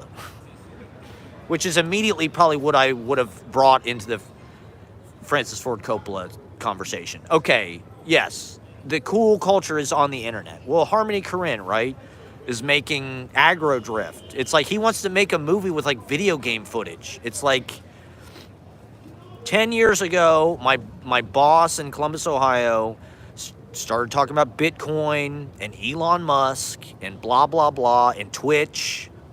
This was like 2012, 2013. And I just thought, this shit sucks, Like, I don't want to live on streaming. At that point, it was like still up in the air. Like, will anybody watch video game streaming? You just thought, this is so dumb. Nobody will watch this. Lo and behold, 10 years later, they decided the election. Because Trump appeared with Twitch streamers, it decided the election. And I do think the internet, weirdly, because I think in a certain way to be cool on the internet, it's like you're not cool in real life. Like for me, I was born a little bit before the internet was completely everywhere. And so to me, there's still this internal war between, like, I don't really want to be online 24/7. You know, I don't really want to be on Twitch. I don't really want to learn that much. I don't want to be editing videos all fucking day, every day. I want to be in real life. You know, I want to be doing open mics or writing or talking to people or walking around looking at shit. To me, that's Grand Theft Auto. You know, my life is GTA 3. I just walk around. I don't kill people or beat up prostitutes. I just walk around and explore the map. That's fun. You know, that's the same fucking thing as the goddamn video game, except it's real. And I'm not anti-video games. You know, fucking Tim Waltz was streaming Crazy Taxi. You know, what happened? Tim Waltz was streaming Crazy Taxi. They were in the video game sphere with AOC. She's on fucking Instagram stories. Losers, the internet is yeah, and I think Trump is like a victory for the losers. It's like a coalition of people that feel beat up on by the elites. People in Hollywood who think they're so fucking great, and they've been told their whole life that they're better than fucking these dumbass hillbillies in West Virginia all having sex with their cousins or whatever.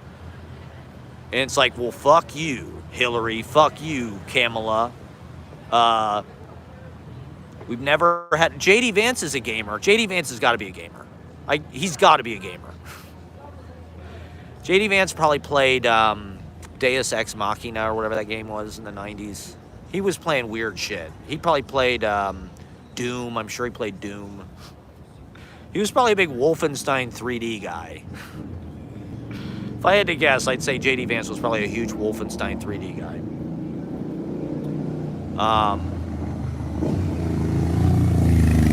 But, yeah, so, you know, my boss was ultra-right-wing. But that was, like, cool. That was anti-establishment. That was, like, how we're going to overthrow the government. Like, so J.D. Vance, not a gamer. Disowned by gamer. To be honest, it is, like, looking at it now, it's like the uniting factor of, like, pretty much everybody I was friends with in high school. They still play video games. Like, both of my brothers, people I was in bands with, that's like the uniting factor between all of them. They still play fucking video games. Even like fucking famous poets that I meet, that I admire and shit. It's like they play goddamn video games. They don't sit around thinking about poetry all the time and art. It's like they play fucking PlayStation 5. Harmony Korine is playing goddamn PlayStation 5. Like, video games probably are the most profound art form happening right now, to be honest. They're making these completely immersive, like, environments that are completely aesthetically generated. You know, they're not necessarily that the people who are making them always have the best taste, but just from, like, a completely immersive environmental point of view, like, video games are completely created from the ground up. And so, they definitely are art. They absolutely are. To me, they just take too much effort. Really, it's that simple. They're just, every time I get a video game controller, I'm just like, this is too much goddamn work. I don't want to, like, solve the puzzle. Just let me walk around the city like Grand Theft Auto. That's what I loved about the overhead Grand Theft Auto. To me, I know this is going to sound insane, but my favorite Grand Theft Auto is the first one, where it was overhead. You know, it wasn't 3D. It wasn't Grand Theft Auto 3, which was everybody's, you know, which changed video games forever. And art, to be honest, in a certain way. But I love the first one. I don't know why. I just love that top-down car thing. It's like God point of view or something. And you're seeing the whole city, and it's like, I don't know. It's like having a slot car or something, but you have this whole city map. And I used to play that game. The secret of it, once it was finished loading, you could take the game out and you could put a regular music CD in, and it would play the music CD. Because PlayStation could read regular CDs and shit. Once the map had loaded and shit, you could listen to your own music on the actual fucking PlayStation. My brother liked Metal Gear Solid. You know, he was more into the games that required a lot, that were more cinematic, required more effort. I just liked things that were more kind of like SimCity, things that were more kind of open-ended. There you go. I mean, you can't really deny. I'm not against gaming. To me, it's sort of like crypto, I guess. It just sucks people's like real life away for the expense of, but, you know, that's their choice. And it's more exciting than life in a lot of ways. It defines things. I had N64 too. We were lucky enough to have both. But I was more of a Nintendo guy on the whole. We were lucky that we had both, but yeah, Hideo Kojima is amazing. But to be honest, he ripped off a lot of that shit from John Carpenter movies. A lot of Metal Gear Solid is just lifted straight from Hollywood fucking movies. Which is kind of beautiful, actually. It's like a ready-made. Oh, I mean, SimCity was the ultimate, because it was open-ended, and it was like, you know, it's like being Megalopolis. They should rebrand SimCity as like a Megalopolis game. Be Adam Driver. I loved Will, whatever that guy's name is, Will Wright. That guy's a genius. There were some really genius, I mean, Hideo Kojima, Shigeru Miyamoto, like some of the video game designers are like some of the most brilliant people of the last 100 years. No doubt about it. Like, some of those games are just like undeniably beautiful and perfect. I mean, Super Mario, Zelda, those are perfect fucking human creations. And to me, they're like the epitome of the culture in a lot of ways, but you're right, video games have always been put in this sort of like ghetto. They're not legitimate. They're for losers. You're a loser if you play video games. Sid Meier, I had a game. It wasn't Civilization. What the fuck was that game called? It was for Super Nintendo. Populous. Did you ever play Populous? Dude, I forgot all about Populous. Populous, the point of Populous, I'm not even fucking sure. It was literally just like a civilization, like growing through time, and you were like God or something, I guess. And you literally just like leveled the terrain so they could build. I don't even know. I don't even fucking remember, but I played the fuck out of Populous. We would play anything. You know, back in the 90s, you had to have the fucking cartridges. It wasn't like now where you just get a fucking emulator and play every video game ever made. Or just download the fucking thing. You know, it's like we had to fucking go to fucking, the resale place and buy the goddamn, it cost $30 for Populous. And it was a piece of shit. A lot of those games were pieces of shit. And it'd be like, yeah, I just paid $30 for WCW NWO Thunder. It's unplayable. But at least I got a new roster. You know, it's like now you just download new rosters, create new wrestlers. I mean, I gave so many hundreds of thousands of my hours of my life to create a wrestler. Holy shit. I wish I still had my fucking WWF Mercy. Because I dumped so many fucking countless hours into that. And my creator wrestlers were pretty fucking specific. I mean, I got their movesets absolutely accurate. So I would put my creator wrestlers up against anybody, to be honest. I was like kind of a fucking... It was like chiseling a little sculpture. Games are the medium of touch. That's interesting. Interesting. You're involved in the game in a way that you aren't in movies, unless you're making the movie or making music. See, to me, I'm still at a point where it's like, that's why I like Nintendo Wii, because it's like, okay, it's getting people off their feet.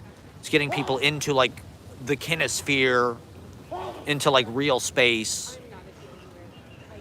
Other video games, it feels like it kind of just lobotomizes you. It removes you from your body, or like your relationship to your body is very different playing video games. But same thing with movies. Same thing with reading, I guess. To me, it's like they just obliterate real experience. The interaction is the art form. Interesting. Yeah, I mean, yeah, you're totally right. That's what's different about it. Is like, it's this give and take. I mean, that's why I like the open-ended games, because they felt like they were alive. You know, SimCity 2000 felt like this is infinitely playable. Or even like The Sims. The thing with The Sims I got really into was like designing the houses. It was a way of sort of understanding that like the space you live in shapes your lifestyle, and it shapes kind of your happiness quotient in your way of life in a very like pragmatic way. It's like if your house is set up a certain way, you can flow through your activities in a way that's more organic and more kind of harmonious. And so the game, but also you could just design houses that you thought were cool, or kill your fucking sim, or do whatever the fuck you wanted, you know? I played the first one. I didn't even play the later ones where it was like online and shit. If I would have been born 10 years later, I never would have got out of video games. The thing is, by the time I was an adult and sort of in college, there wasn't really high-speed internet. You know, while I was in high school, it's like I was trying to play Team Fortress Classic on like a 56K fucking dial-up at my mom's house, and it's just like, it just did not work. I remember we had this Duke Nukem 3-pack. We couldn't get the expansion pack to work because we didn't have like the right patch. We didn't know how to do the fucking patch. So there were all these fucking problems. I was like, dude, if I would have been able to play like Call of Duty when I was like fucking, 16, that's probably all I would have ever done for the rest of my life. That's all I did my first year of college. I went away to college. I went to Ohio University in Athens and lived in a fucking dorm, and literally all I did for like 2 out of 3 quarters was play Halo. We had like this unbelievable setup where you could plug your Xbox into like the LAN system in the dorm and play against people all over campus. It was insane. That was before Xbox Live. Or it was before Halo was like online. Yes. So it's like, dude, if I would have started playing 10 years later, it's like, forget it. If they would have had fucking Grand Theft Auto 3 online when I was in high school, it's like, that's all I ever would have done. But it's like, now it's like I'm kind of too old. The other thing is like, it's car culture, like everybody in Columbus, Ohio is so isolated. It's a great place to play video games. Columbus, Ohio, where I'm from, is like I think it's the first place they built a major league gaming arena, like dedicated exclusively to that. It's like, Columbus, Ohio is a great place to be on the fucking internet because there's nothing naturally beautiful about it. It's flat. It's a cornfield. You have to drive everywhere you go. It's all fast food, everything. It's all corporate culture, everywhere. Target, Walmart, whatever. And it's gray and shitty like 300 days a year. Like the weather sucks ass like the majority of the time. And so it's like you don't even want to go outside. Yeah, the auto industry really fucked up our way of living in this country and made everybody hooked on, the gas prices are so expensive. I need Trump to come in and kick the oil company's ass and drill in the Arctic Wildlife Refuge so I can pay $1.79 a gallon in my Ford F-350 that I drive 100 miles each way for work. My brother was telling me about somebody he works with who was like saying they wake up at like 4 a.m. every day to drive like 100 miles for work in like some gas guzzling pickup truck. It's like, you're a moron. Like, get something fuel efficient for Christ's sake. Like, it's this stance of machismo that is super toxic. What time is it, by the way? 5:30, okay.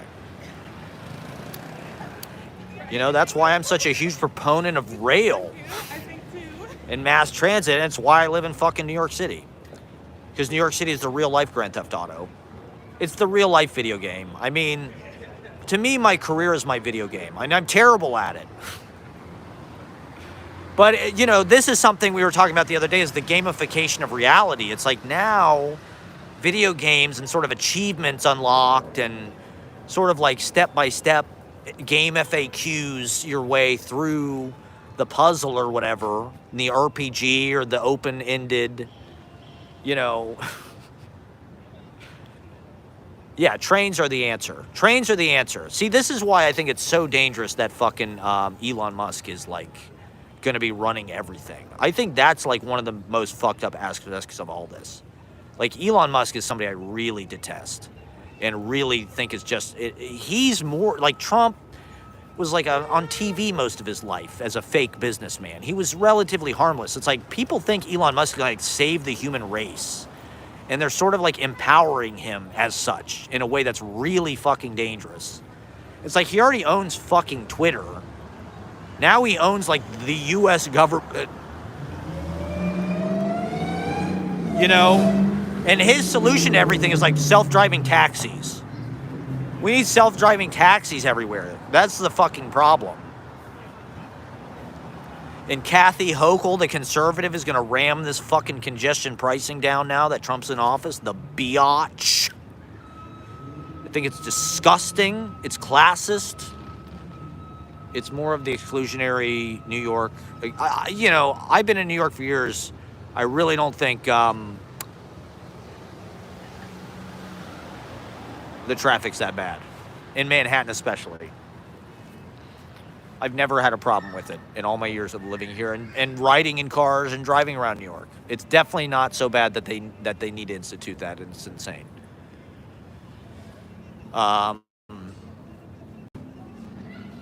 Yeah, I mean, that's one reason why I'm not shitting my pants about this administration, because it's like, you know, I saw this article about how Obama was going to maybe have RFK Jr. as his Secretary of State.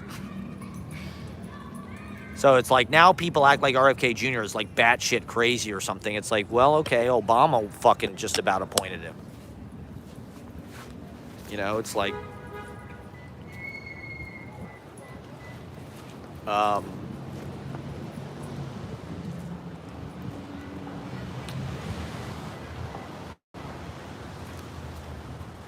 just keep partying, keep having a good time, keep... You know, we need solidarity amongst artists, unity amongst artists, you know? And in person. You know, I do think... well, I don't really believe that. I don't believe congestion pricing does... That's what they want us to think. You know, the MTA... they could get fucking money from some goddamn place. Yeah, RFK Jr., who the fuck knows what effect that's going to have. You know, our food quality could plummet. You know, if you think the listeria outbreak is bad. What's project-based learning? Yeah, he wants to get rid of the Department of Education. We'll see. I mean, who the fuck knows? I would bet that they will ban TikTok probably in January. I'll bet it'll be one of the first things they do. Or if they don't ban it, maybe they won't ban it, but they will force them to sell it to Steve Mnuchin, because I just think even now it's like there's tons of political information about it. People are already using it to respond to Trump's moves. It's like Twitter. You know, it's like Twitter come to life, where like you're seeing these micro takes on every new development, and I think they'll shut it down. I don't think they can allow that. You know, or they'll buy it and fix the algorithm like Elon Musk did to Twitter to make it ultra right wing or biased toward those type of things. I mean, I haven't been on fucking Twitter since Elon Musk bought it, but I'm thinking about rejoining.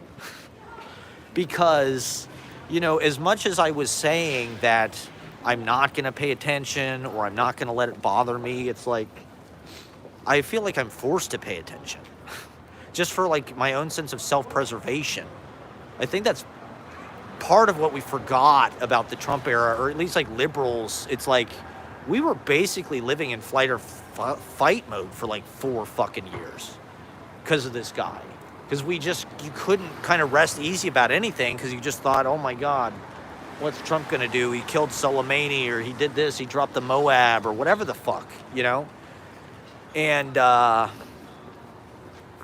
so to some degree, like, paying attention to the news feels like an act of self-preservation, where it's just like, dude, I need to know what the fuck is going on because it could affect my own rights, my own situation in life. I mean, the neighborhood I live in, I was talking to Kuzu Daddy the other day, and I'm like, I had seen a thing at the newsstand where the newspaper endorsed Trump. So I was like, you know, I live in a very religious neighborhood. I just assumed everybody there was a Trumper. And I'm talking to Kuzu Daddy, and he's like, no, all these people are blue. They're all Kamala. And I'm like, that doesn't sound right. And I was looking at the statistics. I looked it up. In my neighborhood is 98% voted for Trump. 98% of the people in my neighborhood voted for Trump. It's like, I'm not surprised, but it's not like the rest of New York in that respect. It's not like this, you know, woke bubble. It's like very pro-Israel, let's just say that. Just leave it at that. In fact, that's all they care about. It's a single issue district. And in fact, maybe this is a cynical take, but to some degree, you know, you kind of had to assume that Trump was going to win because it was the best case scenario for Israel, to be honest. I mean, if the government is run by AIPAC, like a lot of people claim that it is, Trump is like the ultimate enabler. He'll give them whatever they want. He'll help them crush their enemies. But anyway, yeah, I feel like Twitter, if it's like this ultra right-wing space, you know, the thing is, Joe Rogan, right? He's not right-wing, supposedly. He endorsed Bernie.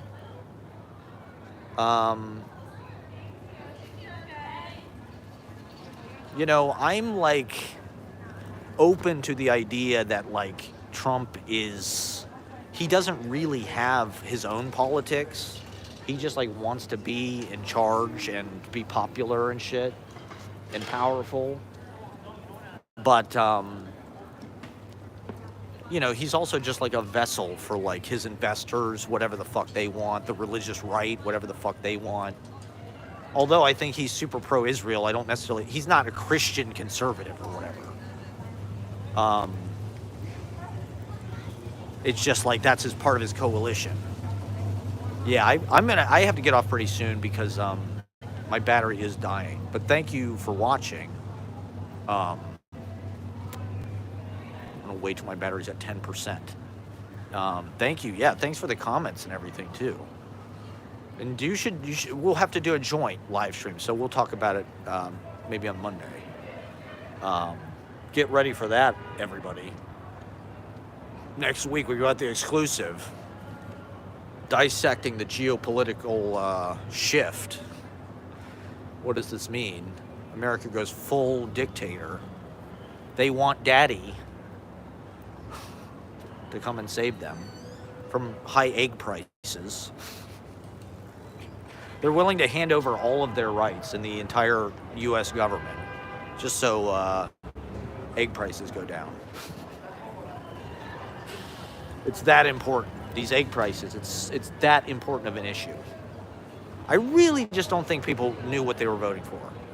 They were voting for this pose of anti-establishment, anti-Holly, you know, but it's like they don't really remember. I mean, that's one thing about Gen Z is they were like dyed in the wool in Trump. You know, Trump beat the DNC to social media, to these podcasts. You know, the DNC has held on to these legacy media things that are just not cool. And the internet, right, is the place where all of this shit and these in gaming, fucking online multiplayer gaming communities, headset communications, you know, clans, first person shooter, you know. Did you ever play the game Tribes? That was another game I couldn't get my computer to play because my computer was such a piece of shit. We didn't have enough RAM, we didn't have the right graphics card. We were poor, okay? We couldn't even play fucking Tribes. Our internet connection sucked. Okay? It was not a, you know. Thank God. Otherwise, I'd probably still be playing fucking Tribes. If I had Fios back in the day, I'd probably still be playing goddamn Tribes. Because it was fun as hell. One of the best days of my life was going to the guard tower. Playing Tribes. On the computers there, on a LAN. It was a LAN party. I mean, what's more fun than a LAN party? There's nothing more fun. You know, Camelo, you should have had a LAN party. What the fuck? We need a woke LAN party that's inclusive to men, okay? It's male inclusive. It's cis het inclusive.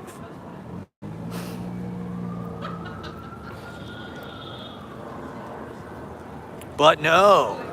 Put Camel on SNL and Howard Stern. And all the fucking boomer bullshit. The right-wing boomer bullshit.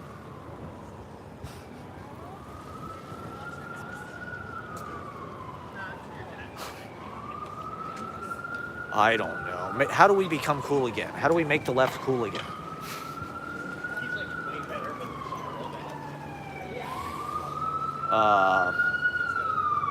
I don't know. It's kind of, we've just been crushed by corporate media.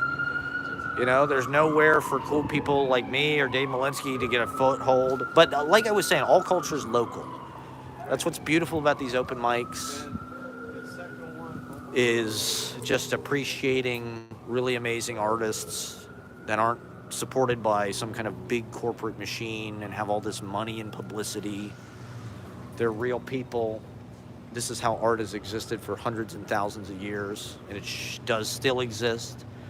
Maybe it's, you know, there's these giant hot air balloons of celebrities in front of us at all times that we're supposed to pay attention to, but there's more of us, and there's a lot of interesting things going on. There's a lot of interesting writing. There's a lot of interesting comedy. You know, comedians, you know, have been in this space. This is something I've harped on, you know, is how poets, like, are behind. You know, comedians they won the election with their fucking podcast microphones. Supposedly. They're making Instagram reels. They're on TikTok. You know, it's like, what are poets doing?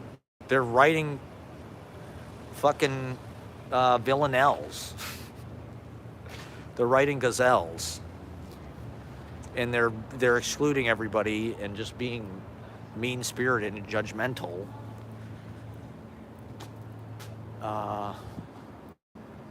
And self-righteous. And it's all just immigrant trauma porn that's being exploited by white people in universities to preserve their jobs and their own ass. You know, they just want to preserve their own ass. These white professors, these people with tenure, they want to look like they're doing the right thing. And they are, you know, but they also are just doing it to cover their own ass, and it's pathetic. Their virtue signaling is gross, and everybody knows it. I think this election was a repudiation of virtue signaling, which is a major epidemic, which is uncool. I think it's just uncool. You know, just because a bunch of hot chicks are doing it doesn't make it cool. Which is like, if the left really wants to organize people, it's like, you know, Occupy Wall Street was kind of cool. It was kind of rock and roll. It was kind of like, hey, we're taking over these fucking cities, and we're not working, and we're just talking about fucking poetry, or we're reading poetry, or we're, you know, Occupy Wall Street was like fucking Plato's Grove. It was like, we're talking about the government. We're talking about, I'm sure a lot of those people are Trumpers. I'm sure a lot of those people are MAGA people now. I'm sure a lot of them are right-wing YouTubers. You know, because they were working class and they hate the government and they want to overthrow the government and they want to be you know, Samuel Adams or something. I don't even know. Tom Paine. You know, Greenwich Village is a place of revolution, right? Tom Paine lived here. He made his little fucking pamphlets. That's what we're doing with our live streams. These are our political pamphlets. You know, so it's like, how does the left, I mean, even I do think that this was a good point that Chappelle had, is like, even Black Lives Matter, it wasn't really like cool. You know, it was like the first thing black people ever did that like wasn't cool. That's why I felt like white people invented it. It's like, there's no way black people came up with that. It just wasn't, it just didn't feel right. It's like, if black people came up with it, it would have been cool. It would have been like, say it loud, I'm black and I'm proud, or something. Not that it's my place to say. I mean, obviously this is sort of, but I don't know. Something in our culture has shifted. Now it's like methed out edgelords on Xbox Live are cool. Crypto bros. Theo Vaughn. The South has risen again through fucking YouTube. And I don't know. I'd like to think what I do is pretty edgy. And I've been doing it for years and years and years, and I have no fucking audience. It's like, I guess I'm just not cool. Am I not a role model to young men out there? Young men, why are you not watching my live streams? The reaction that I usually get from young men is like, it's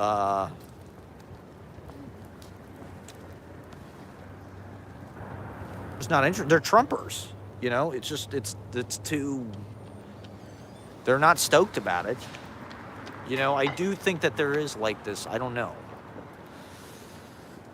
I don't know if it's a crisis in masculinity, but there's like a masculinity just like relying on violence too much now.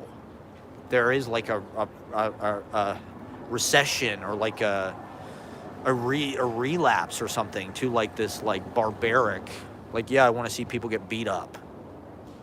You know, I remember when fucking UFC started in the 90s, it was like illegal in 49 states because it was looked on as like barbaric or something. And that's something that Rogan talked about on the podcast, right? It was like Trump was one of the few people that gave them space to do it because he had boxing license in Atlantic City or whatever. So he helped their business sort of get rolling. And, you know, now we're in an era where that's just like pretty standard. That's supplanted boxing. That's what people are into now. You know, it's like Gladiator with Denzel. It's Gladiator 2. You know, it's bred in circuses. I don't know. Does that indicate like a degeneration? An empire only lasts 250 years, supposedly. Our time's almost up. Our sesquicentennial is coming under the regime of number 4547. President. I don't know. You know, people were calling him president this summer. It's just like his identity fits. There's a lot of fucking Reagan-ish, bloviating guys out there that like just want to run shit and be racist and make America great again. They voted for Reagan, they voted for Nixon, they voted for Trump.